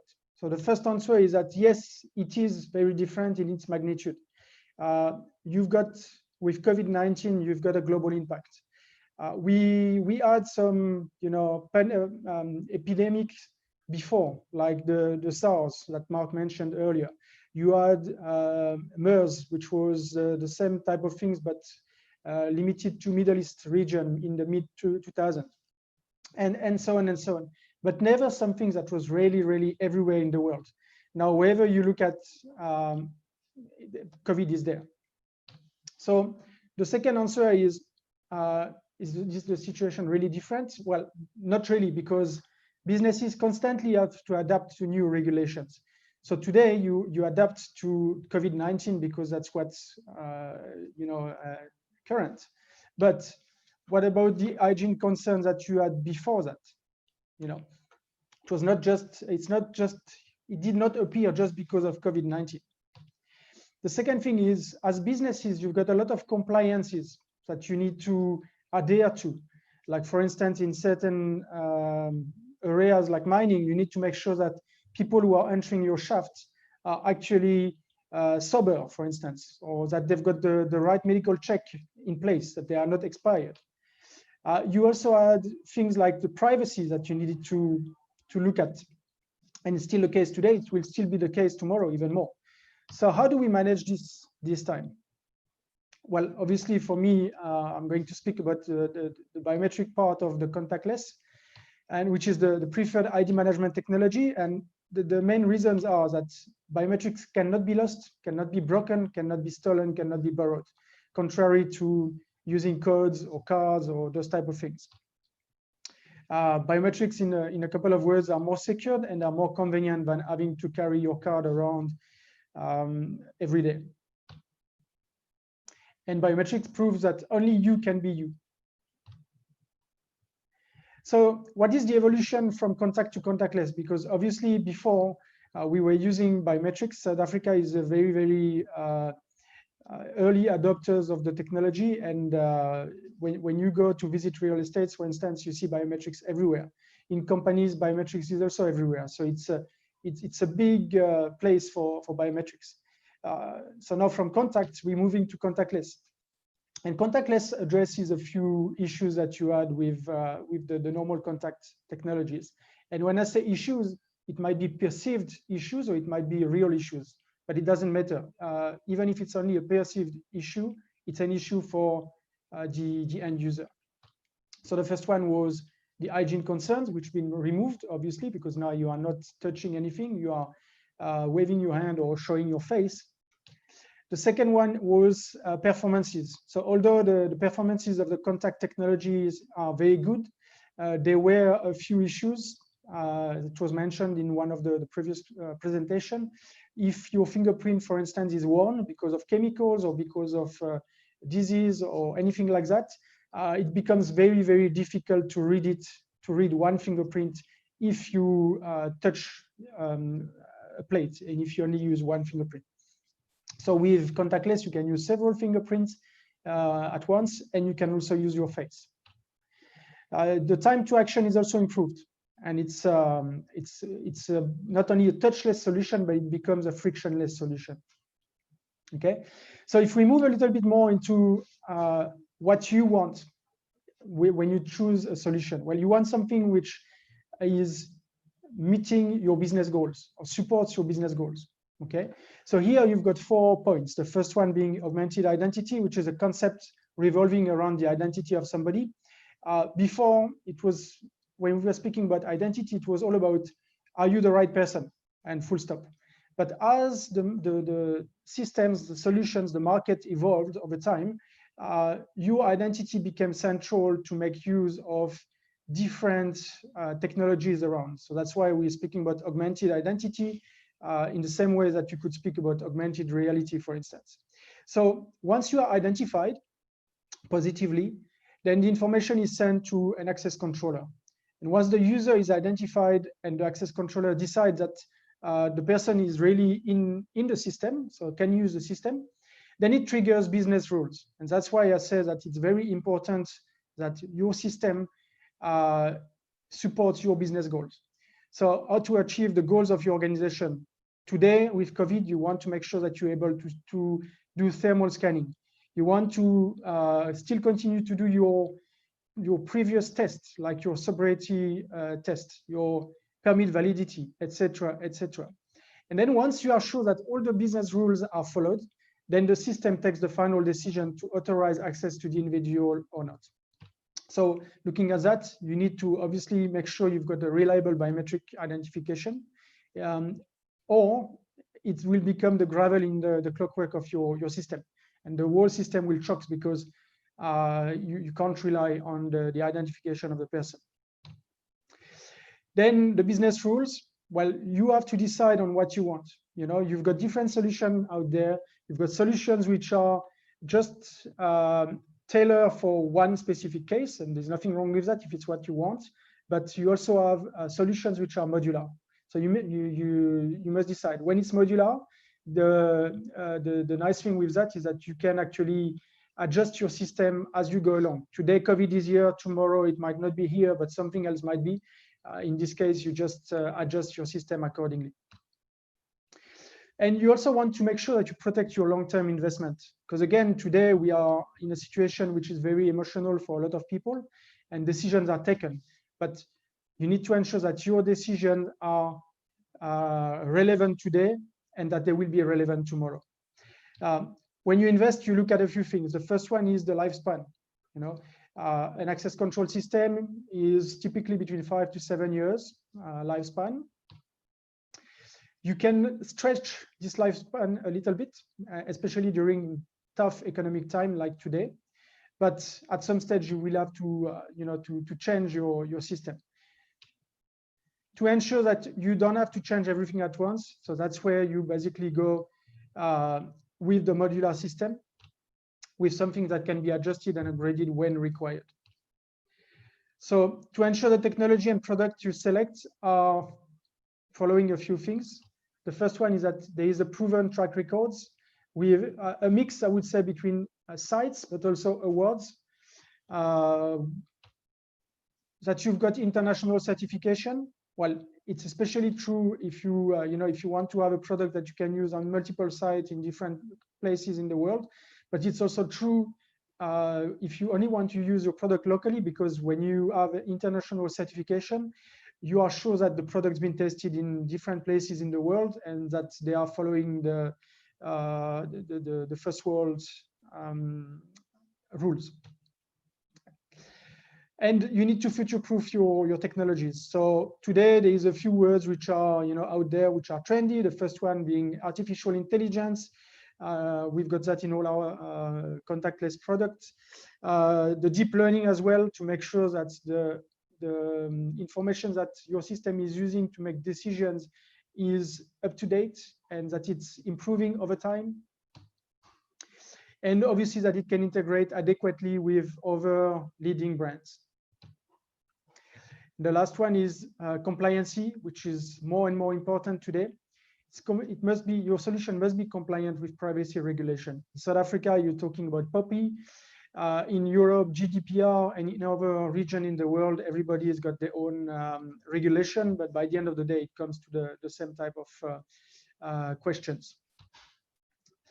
So thriving after COVID. So as I mentioned already, the action taken today will affect your normal long after COVID. So you must take the best possible decision today.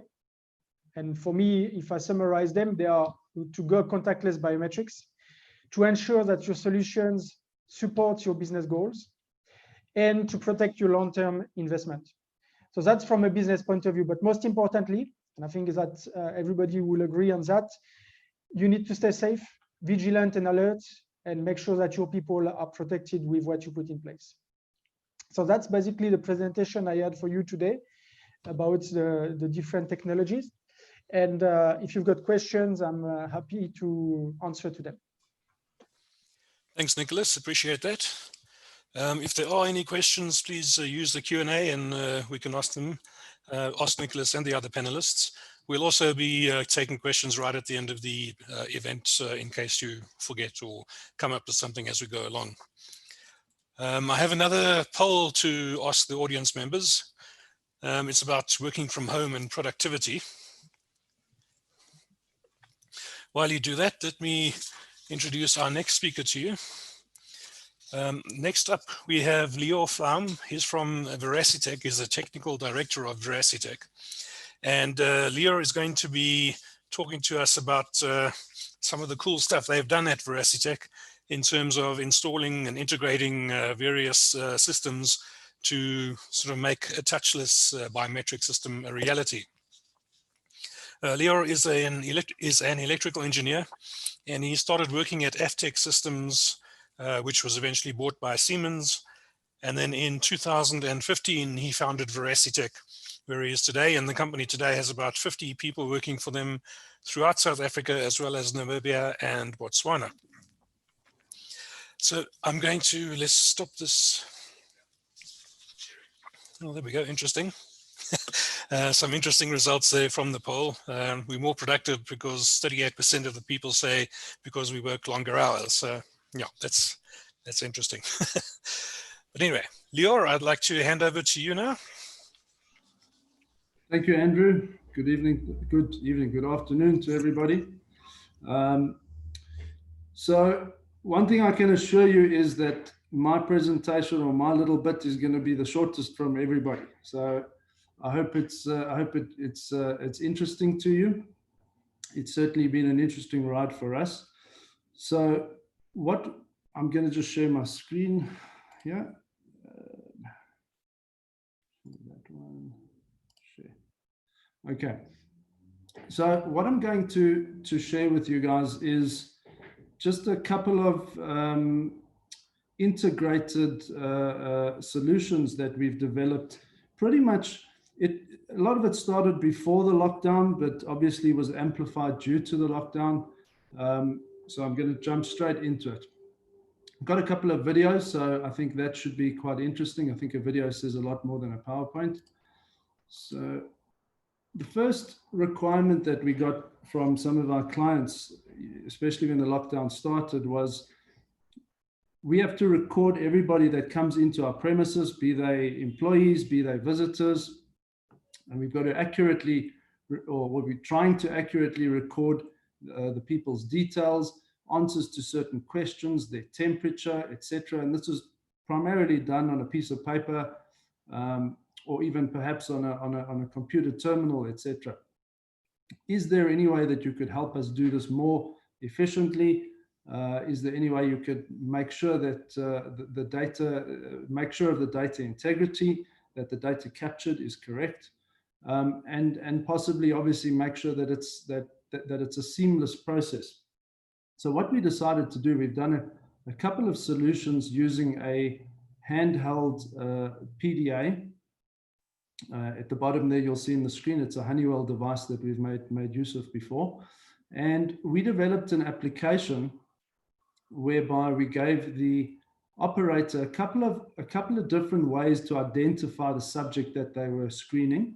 And then there was a questionnaire that could be completed, as well as a temperature that could be either manually captured or even automatically captured using a portable thermographic camera. We could also then use, or we developed the ability to also take the screening results and integrate that with the actual access control system. So in other words, if you've done your screening and you've passed it within a certain time period, then access would be granted at the point of entry, at the turnstile, or wherever it may be. So I'm going to just jump straight into the next page where there's a video that explains this. This is to demonstrate our mobile temperature lock application running on a PDA. First step would be for the operator to be identified. This is done via access card.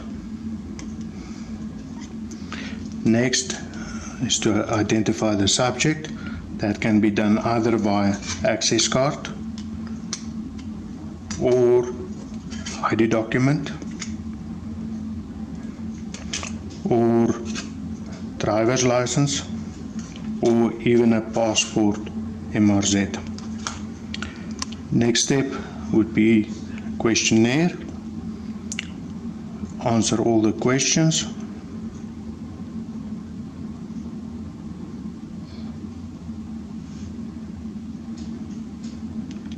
Enter the temperature.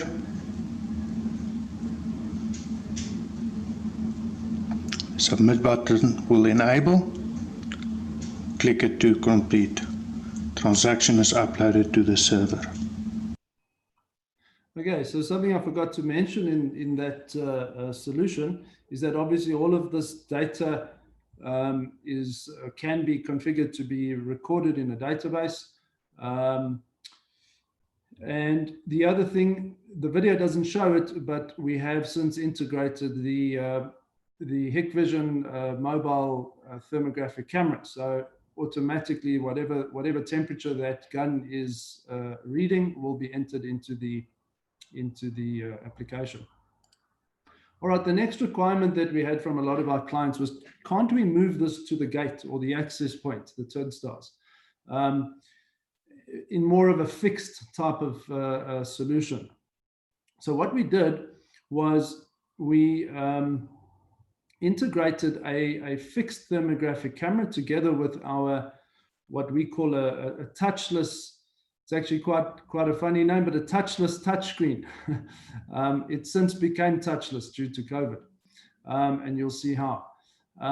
So what I think a video shows best exactly what this solution is all about, and I'll talk about it after the video.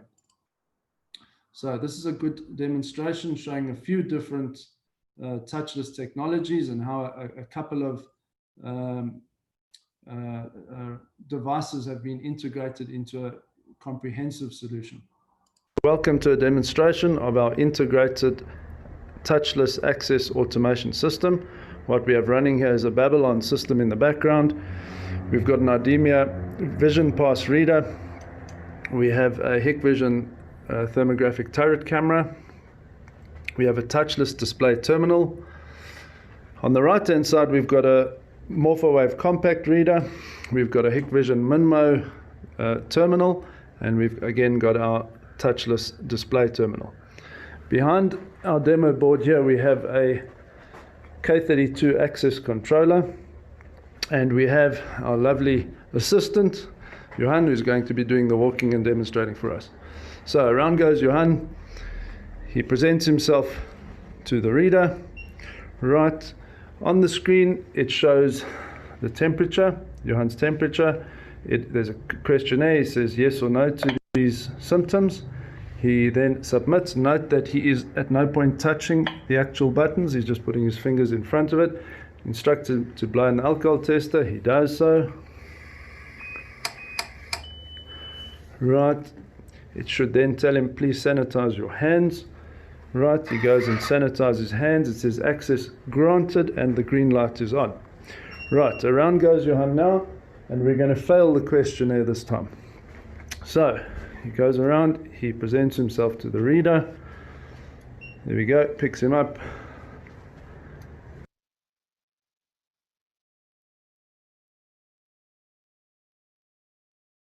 His temperature is there. He says yes, he does have some symptoms. He submits. COVID-19 screening access denied, red light on. Right. This time around we're going to have a temperature that is too low. So we're going to try and fool the camera by not presenting our face at the camera. So he presents himself on the reader. Note he's not looking at the camera, he's standing away from it. He says he doesn't have any symptoms. He tries to submit. Access denied because temperature is too low. Around he goes. This time around we're going to do too hot. The temperature is going to be too hot.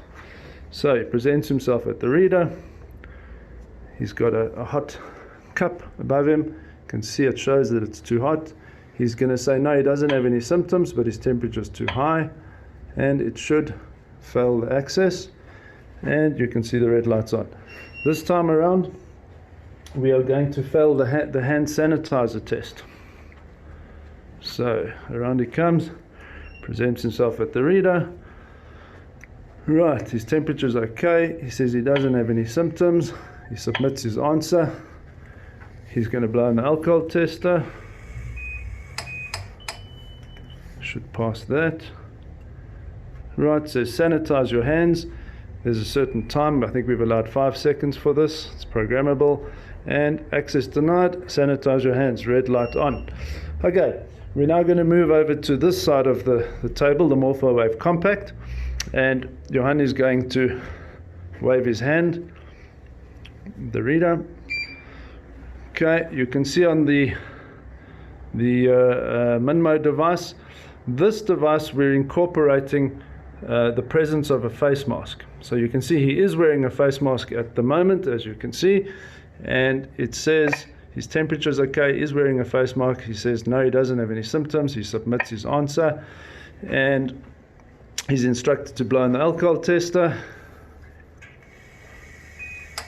which he does, and he should get, oh, then he must sanitize his hands. Right, he sanitizes his hands, and he should get a pass, or he did get a pass. I think I was too slow. Right, this time around, what are we going to do? No face mask, okay? All right, so he waves his hand.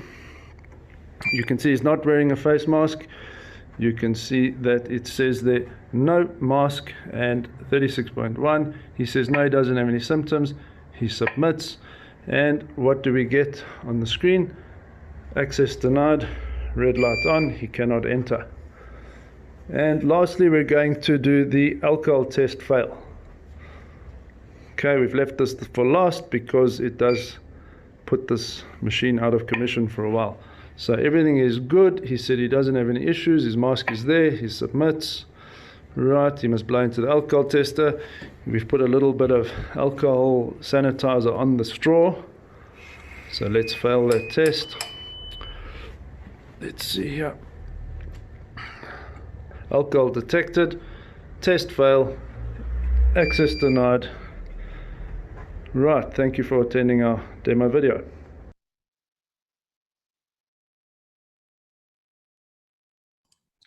Okay, I hope that video came through nice and clear. There was a couple of breakups on this side, but I hope it didn't affect the quality too badly. I've just realized actually on this video that we haven't incorporated any, certification checking, permit validities. That is also something that we also check for at some point in time.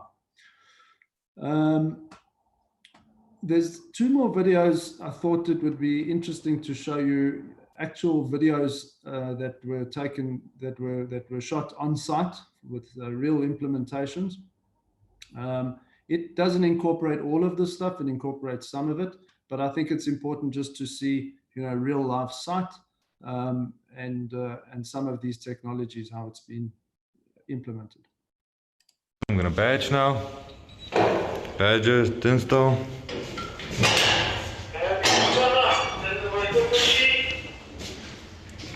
All the details on system. The camera picks up my temperature. There's the camera. All the answers are already filled in for me in green. If I want to make a change, I can just click yes. If everything is fine, click no, and I press submit. Sorry, missed it. There we go, and access granted. And the door's open, and I can go. Okay, and the same thing applicable, but this time. Okay, I'm gonna badge now. This time doing something wrong. Badges. Okay. Entering. It's my camera. Okay, so now I'm gonna answer one of my questions. Yes, I've got fever. I've got the fever, yes. Alright. Press submit. COVID-19 screening access denied. And as you can see, doors still closed. Okay, waiting for security to let me out here.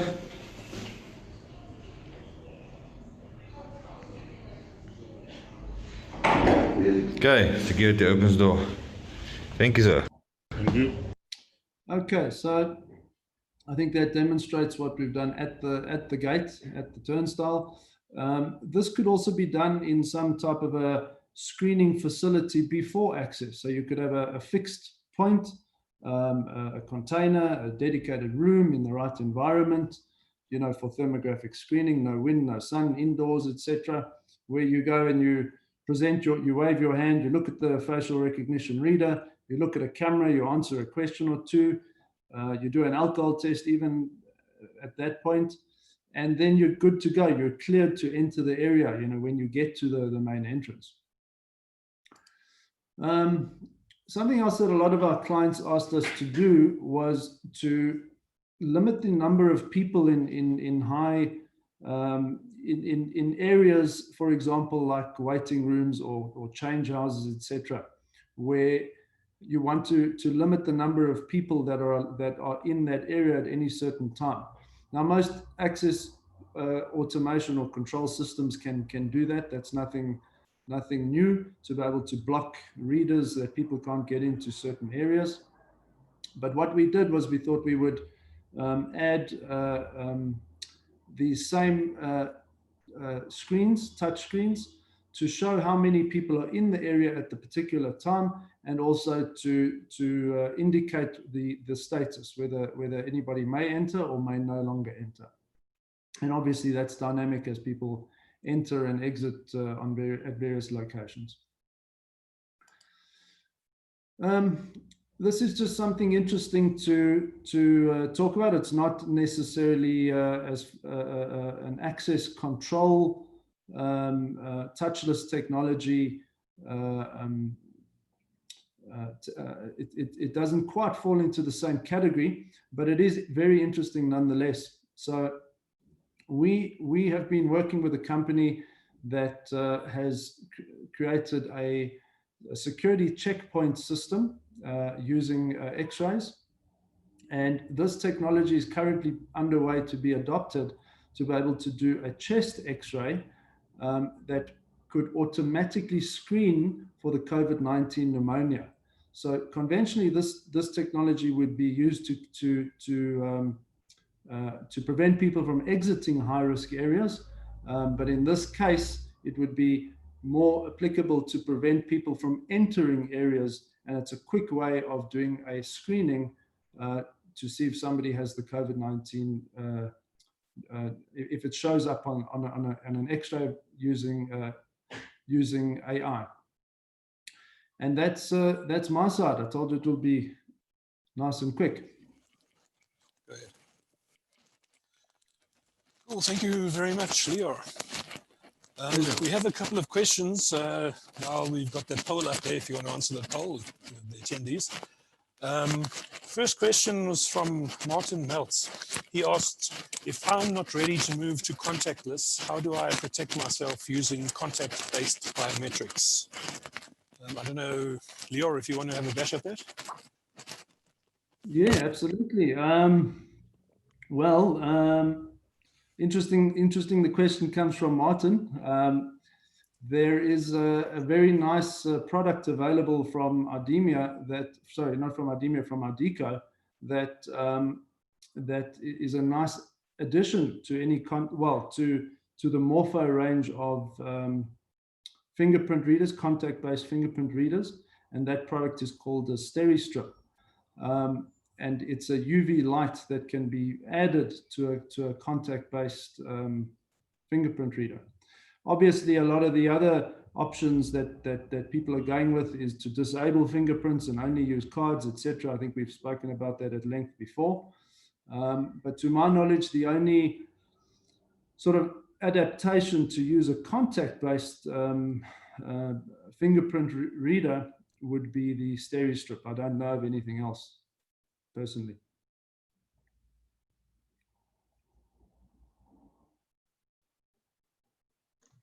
Andrew, you're on mute. Sorry, any of the other panelists want to have a bash at that as well? Nope. Well, I think I'm on the same line as Leo on that. And besides that, the normal precaution being, to wipe your hand before and after using the product. But the SteriC is definitely the one which is the more adapted if you don't want to have to, wipe your hands before and wipe your hand after. I beg your pardon, I called it a SteriStrip, SteriC, sorry. No problem. It's a good point, Nicholas. If I can interject there, one of the things I meant to mention in my presentation and I didn't is a lot of these big companies have got massive amounts of technology installed with touch biometrics, running into the millions, often tens of millions nationally, where the asset is still on the books as less than 36 months or less than 72 months old. And the SteriStrip or SteriC, is it, Leo? The Steri strip will be obviously a very good, legacy solution in terms of the existing infrastructure which they've invested in to try and manage the concern around infection. Great. We have another question here. I think it's addressed at you, Leo, or anyone can answer, I suppose. How long does it take for the alcohol tester in your demo there to reset in order to test the next person? So if it's a negative reading, in other words, no alcohol detected, it's immediate. It can be used immediately thereafter. After testing positive, in other words, the presence of alcohol was detected, it actually depends how much was detected. So if it's a faint amount, it recovers very quickly. If it was a tremendous amount of alcohol, if you really took 100% alcohol bottle and you blew into it, it can take quite a long time, and that's exactly why we left the alcohol failure test to the end, because it can take 5 minutes to repair itself depending on how much alcohol was detected. But again, there are many different alcohol testers that have different recovery times as well. So I don't have a fixed answer, unfortunately. Right. Thanks. Okay, one more question before we continue from Sharon. Which countries do you believe lead the way in the implementation of contactless access controls, and what do you think we can learn from them? I think that's for you, Leo, and for anyone on the panel. I quite honestly would say I have no idea, and I'll leave that one to the experts.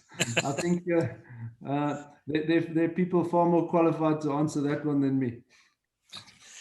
Do any of the other panel want to have a go? Andrew, I think it's still very young in terms of understanding which country leads the way. If you look at the raw, cutting-edge, high-value technology, somewhere like Dubai or Singapore, America, China would with their e-gate scenarios. But if you look at the traditional access control systems, South Africa has traditionally led the way and been way ahead of other markets. And I think with the Morpho Wave and the facial, Nicholas can confirm that the adoption rate is starting to pick up in South Africa, and I think they are one of the forerunners in terms of adopting the newest trends.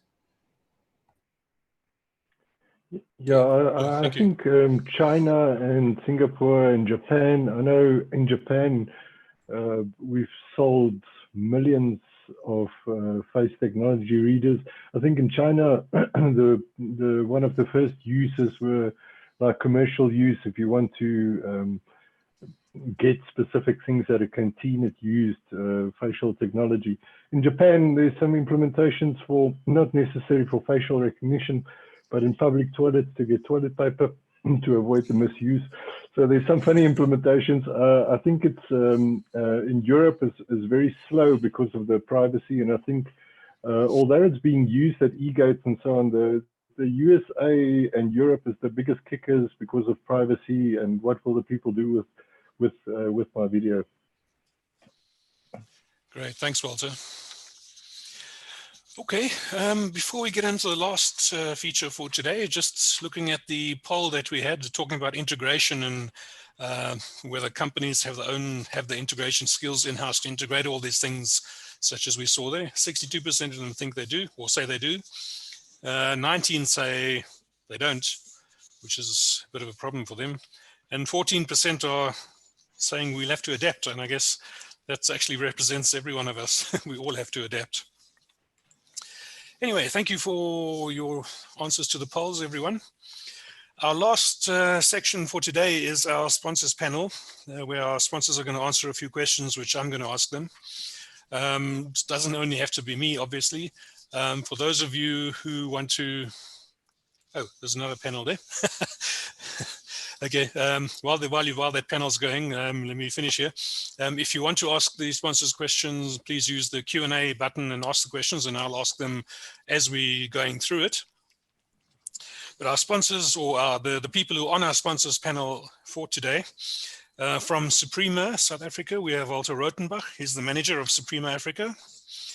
From IDEMIA, we've already seen Nicholas Garcia from IDEMIA. And from Hikvision again, we have Roel Tromp. And they're going to be answering a couple of questions for us. Just having a look at voice biometrics, the poll we were just showing you there. We've had a few answers, and most people are concerned about voice biometrics in public spaces, but 40% say it is a good idea. So again, that's kind of changing. So let's end that right now. I'll just put that up there. I know there were still some people who hadn't answered, but I'm pushing, trying to get things done in time. So I'm just going to push that through. Okie dokie.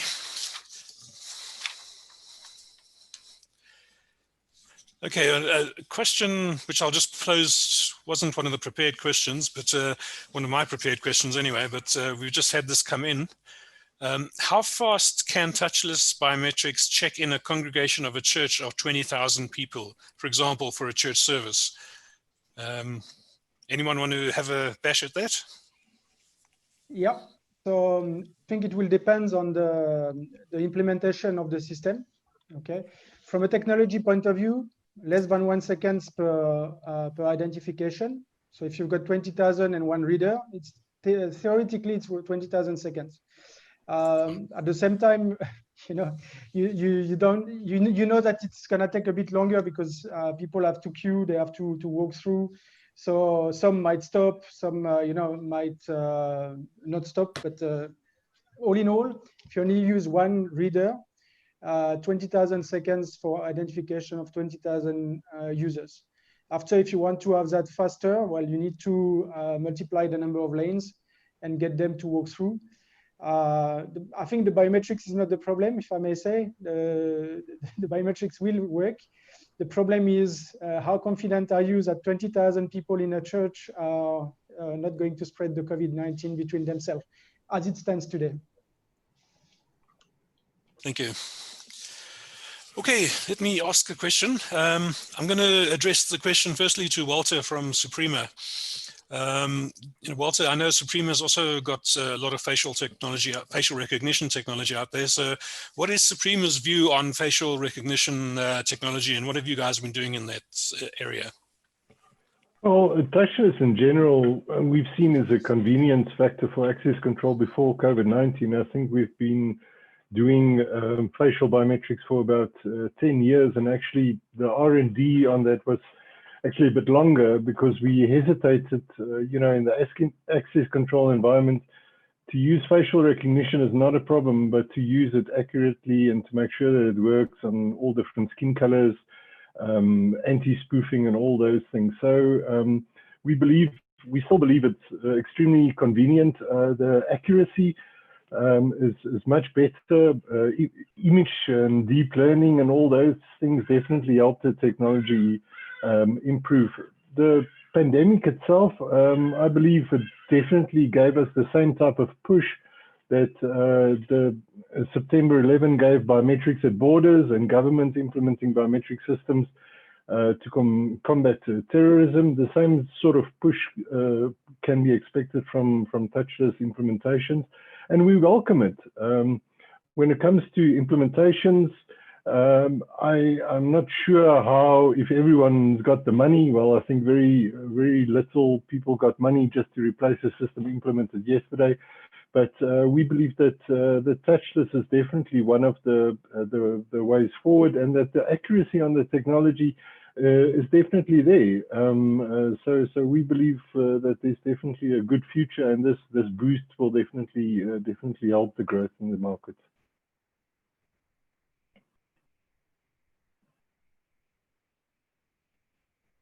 I muted myself there. Yeah, sorry about that. If I can switch over to, thanks, Walter. If I can switch over to Nicholas.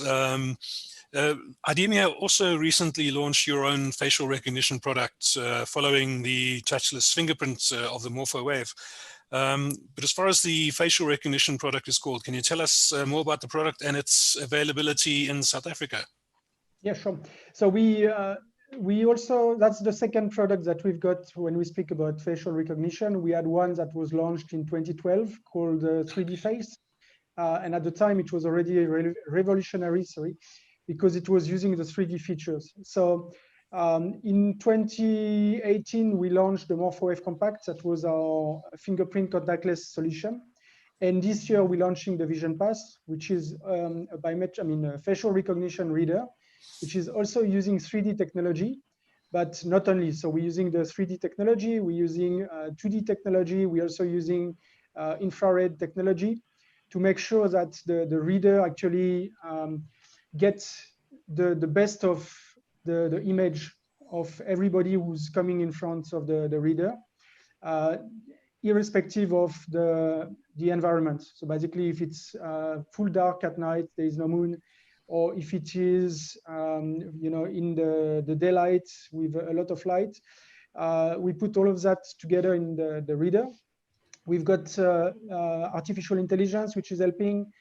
We also have some patented technology where the optics adjust the reading within 400 milliseconds. So going from a full dark to a full illuminated, so we put all of that in. That's brought us a few rewards. So one of them being the ISC West yearly rewards. It's frictionless. So we've got, basically, I was mentioning 1 second. It's actually under 1 second. And when we started, it was for 10,000 users. Today, it's for 40,000 users, and we are contemplating moving to 100,000 users as well. So the technology is quite efficient. And as always, when we bring a product to the market, we pride ourselves with putting the best of the technology and also the algorithm in the product. Thanks, Nicholas. Ruel, just following on from one of the slides you had in your presentation, what is Hikvision doing to ensure that the solutions you have, like your Minmo, can be integrated with the many locally developed products, in the visitor management or access management space that we have in South Africa? Well, basically, Andrew, and I think mentioned in the presentation as well, as we welcome third-party integration. We encourage it really. So we help the local partners. We look at solutions that's required by customers. We help integration. So we've got this whole ecosystem of obviously customers having their own solutions, but maybe need some of our hardware. So and then we incorporate that. We help out with that. So we've got a big R&D team. Like I mentioned, we sit with just over 40,000 total employees, where about almost half of that is R&D. So we've got very dedicated people to help with these kind of integrations to make and create better solutions to our customers and at the end of the day, the end user. So it's basically to help them create better solutions to make and create a better user experience at the end of the day. So very flexible options there. We've got big teams that can help with these kind of things, and we put our full weight behind third-party integration. Great, thank you. We have another question from the attendees here. It's anonymous, but he says, what are the vendors doing to help boost the uptake of contactless biometrics post the current lockdown? Anyone want to have a bash there? Yeah, well, I can speak for ourselves. So IDEMIA, so there's a few initiatives that we are doing. So the first thing is, and it's always going to be the first thing for us, is to make sure that the solution really answer to the business needs of the end user and not the other way around. So that's the first one. The second one is that we look at all the situations, and we are helping today. So I don't want to go too much into the details. It's not the place for that, but we are helping our customers through projects special, which we call Back to Normal Life Special, and which is basically an incentive to move from the contact to the contactless, because the situation is difficult for everybody, especially in South Africa. So COVID is one of the problems, but the exchange rate is another problem. The economic and political solution is another problem. The load shedding, well, there is many problems. So we can't solve all the problems as IDEMIA, but from a biometric point of view, we are helping the way we can with this special. If anybody is interested, they can contact us, and we'll direct them to our partners so that they can also enjoy this special offer. Yes, I think from our side, we just try to make it easier by giving more integration options and development support. The biggest part of our clients are people that build custom solution around our technology. So we, from our side, we make sure that the skills are available to assist with integration. The cost naturally comes down a little bit with technology as it goes in. And if you started off with Suprema with fingerprint readers or just card solutions, because Suprema offers everything under one, then it's easy to start and migrate. For example, if you want to add a face station with thermal, then you can do it. We understand not everyone's got the money to rip and replace at this point in time. So we just try to make the migration process for the client easier and to keep them up to date with the new solutions that come into the solution. Thank you. Okay, on to the next question. Back to you again, Walter. What are the challenges that you see or you foresee with the implementation of touchless technologies over the next, or right now and over the next few months? I think there are basically two challenges. The first is money, because the pandemic also brought economic crises and people don't have money in their pockets to rip and replace. And for that reason, there needs to be, like I mentioned, a migration strategy. You have to be able to address your critical areas. You have to adhere to compliance. So we try and assist with that as far as possible. The second big problem in the industry at this point in time is, I'm not sure about you guys or the audience, but since COVID-19 broke out, I'm receiving like emails from like 25 different companies providing facial recognition and temperature solutions. So everyone jumped on the bandwagon with that. A lot of these solutions are extremely immature. They use third-party algorithms. They haven't been officially tested.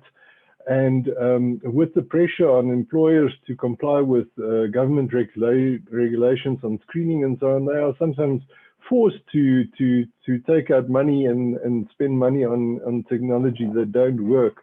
And if you are one of those people that judge your solutions by the price you pay for it instead of the total solution cost, then you will find in a year's time that you actually spend money that was not meant to be spent, or that is wasted. So it's very, very important to understand where the manufacturer of your products come from. Do they spend time on integration, and will they be there next week or next month or next year to support the product? It's also very important to ask what sort of R&D has been happening on the facial products. Is image learning or deep learning being used to improve the algorithms? And is there a roadmap for the product into the future? Because without doing that, we can make hasty decisions and we can implement things that actually doesn't work, or that cause breaches of insecurity, or even do invalid temperature readings. So be very careful when you look at that. So those are the two things: the lack of money to actually rip and replace, and the fact that a lot of products is getting into the market that doesn't work and that money is wasted on. Great, thanks, Walter. Crossing over to Nicholas again. Vision Pass, which is the latest facial product from IDEMIA, wasn't the first touchless biometric that you guys launched. You mentioned it in your first answer, where you said you launched the Morpho Wave a couple of years ago. What I'd like to ask, is how, before all the COVID stuff, how did the market react to the initial launch of the Wave products? And have you seen sort of a growing interest now that we're in COVID with touchless and social distancing and all that? You're still muted, Nicholas. Sorry, me too. Yes, so you're right.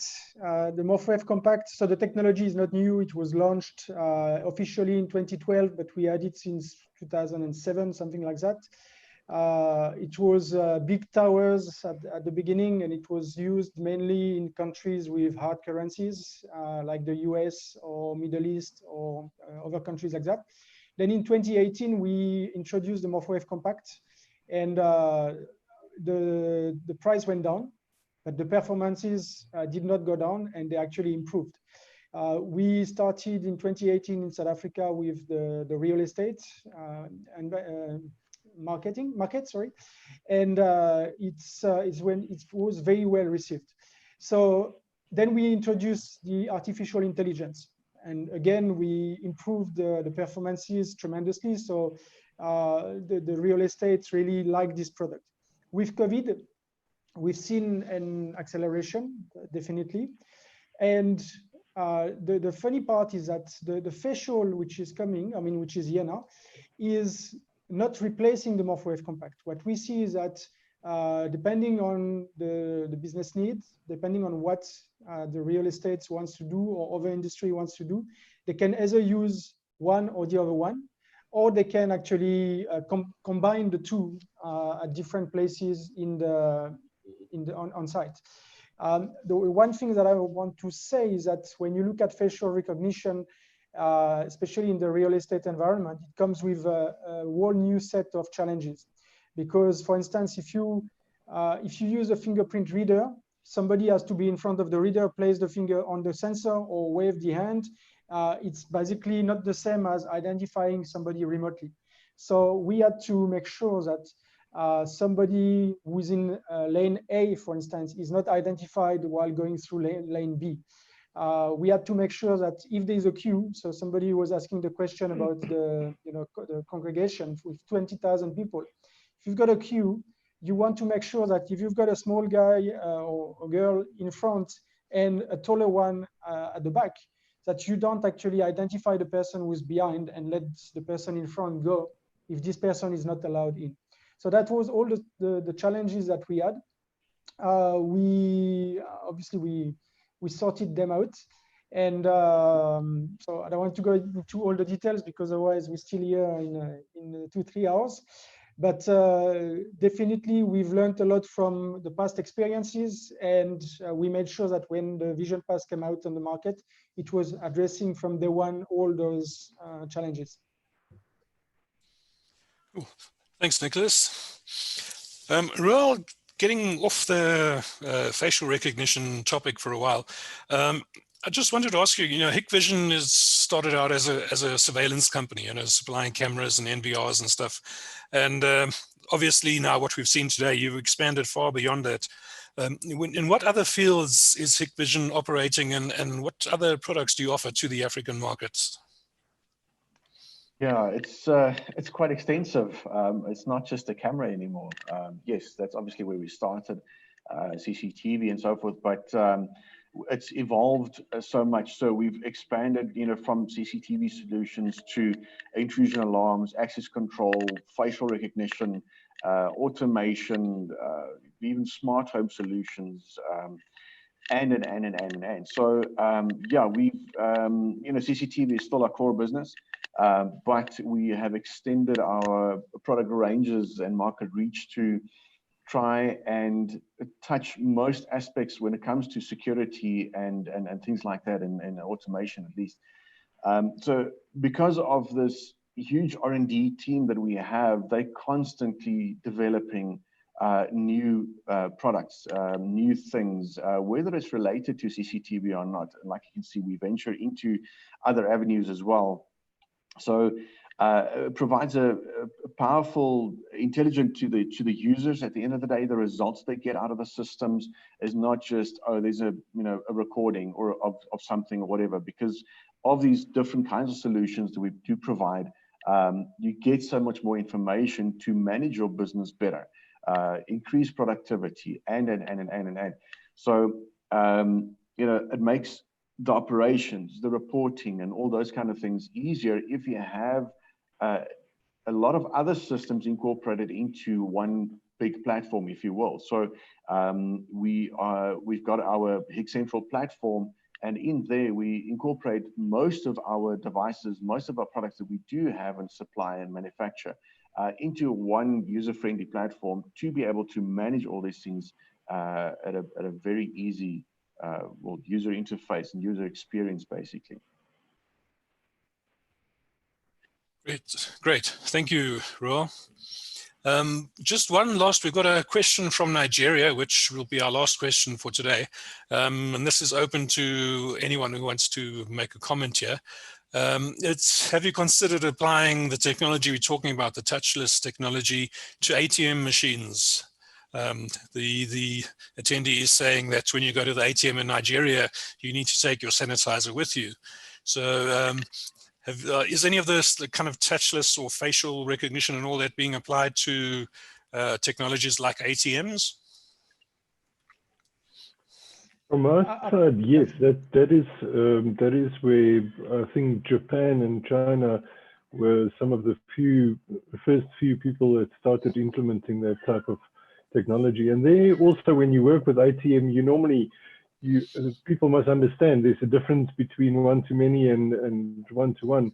In most of the cases with facial recognition, you don't just go to the ATM, you present who you are, and then the authentication happens. And it's a very reliable technology to use like that. It's perhaps just important also to note that when you look at technology like that, you must also make sure that you've got anti-spoofing, because these days, if you use visual face recognition, then you get these black AI engines that can replicate that very easily, and that's why it's important that you look at the type of facial recognition used. For example, to use near infrared or 3D imaging to build that image. So yes, it's been used and definitely more popular in Asia than we've seen here. Okay, I see there's some other guys who also might have answered. Mark? Andrew, if I can do a quick screen share. Sure. There's, I think what Bolt says is 100% correct, but there's also a lot of pilot projects been done over the previous years around biometric on cards. So instead of, as they spoke about, instead of identification, it does verification. Instead of one-to-many, it would just do one-to-one. So the biometric would be stored on the card. They played around with readers on the actual card as well. So you would still have a contactless environment in the sense that you'll touch your own card, but the card would only touch through to the machine without you having to touch it per se. Great. Thank you.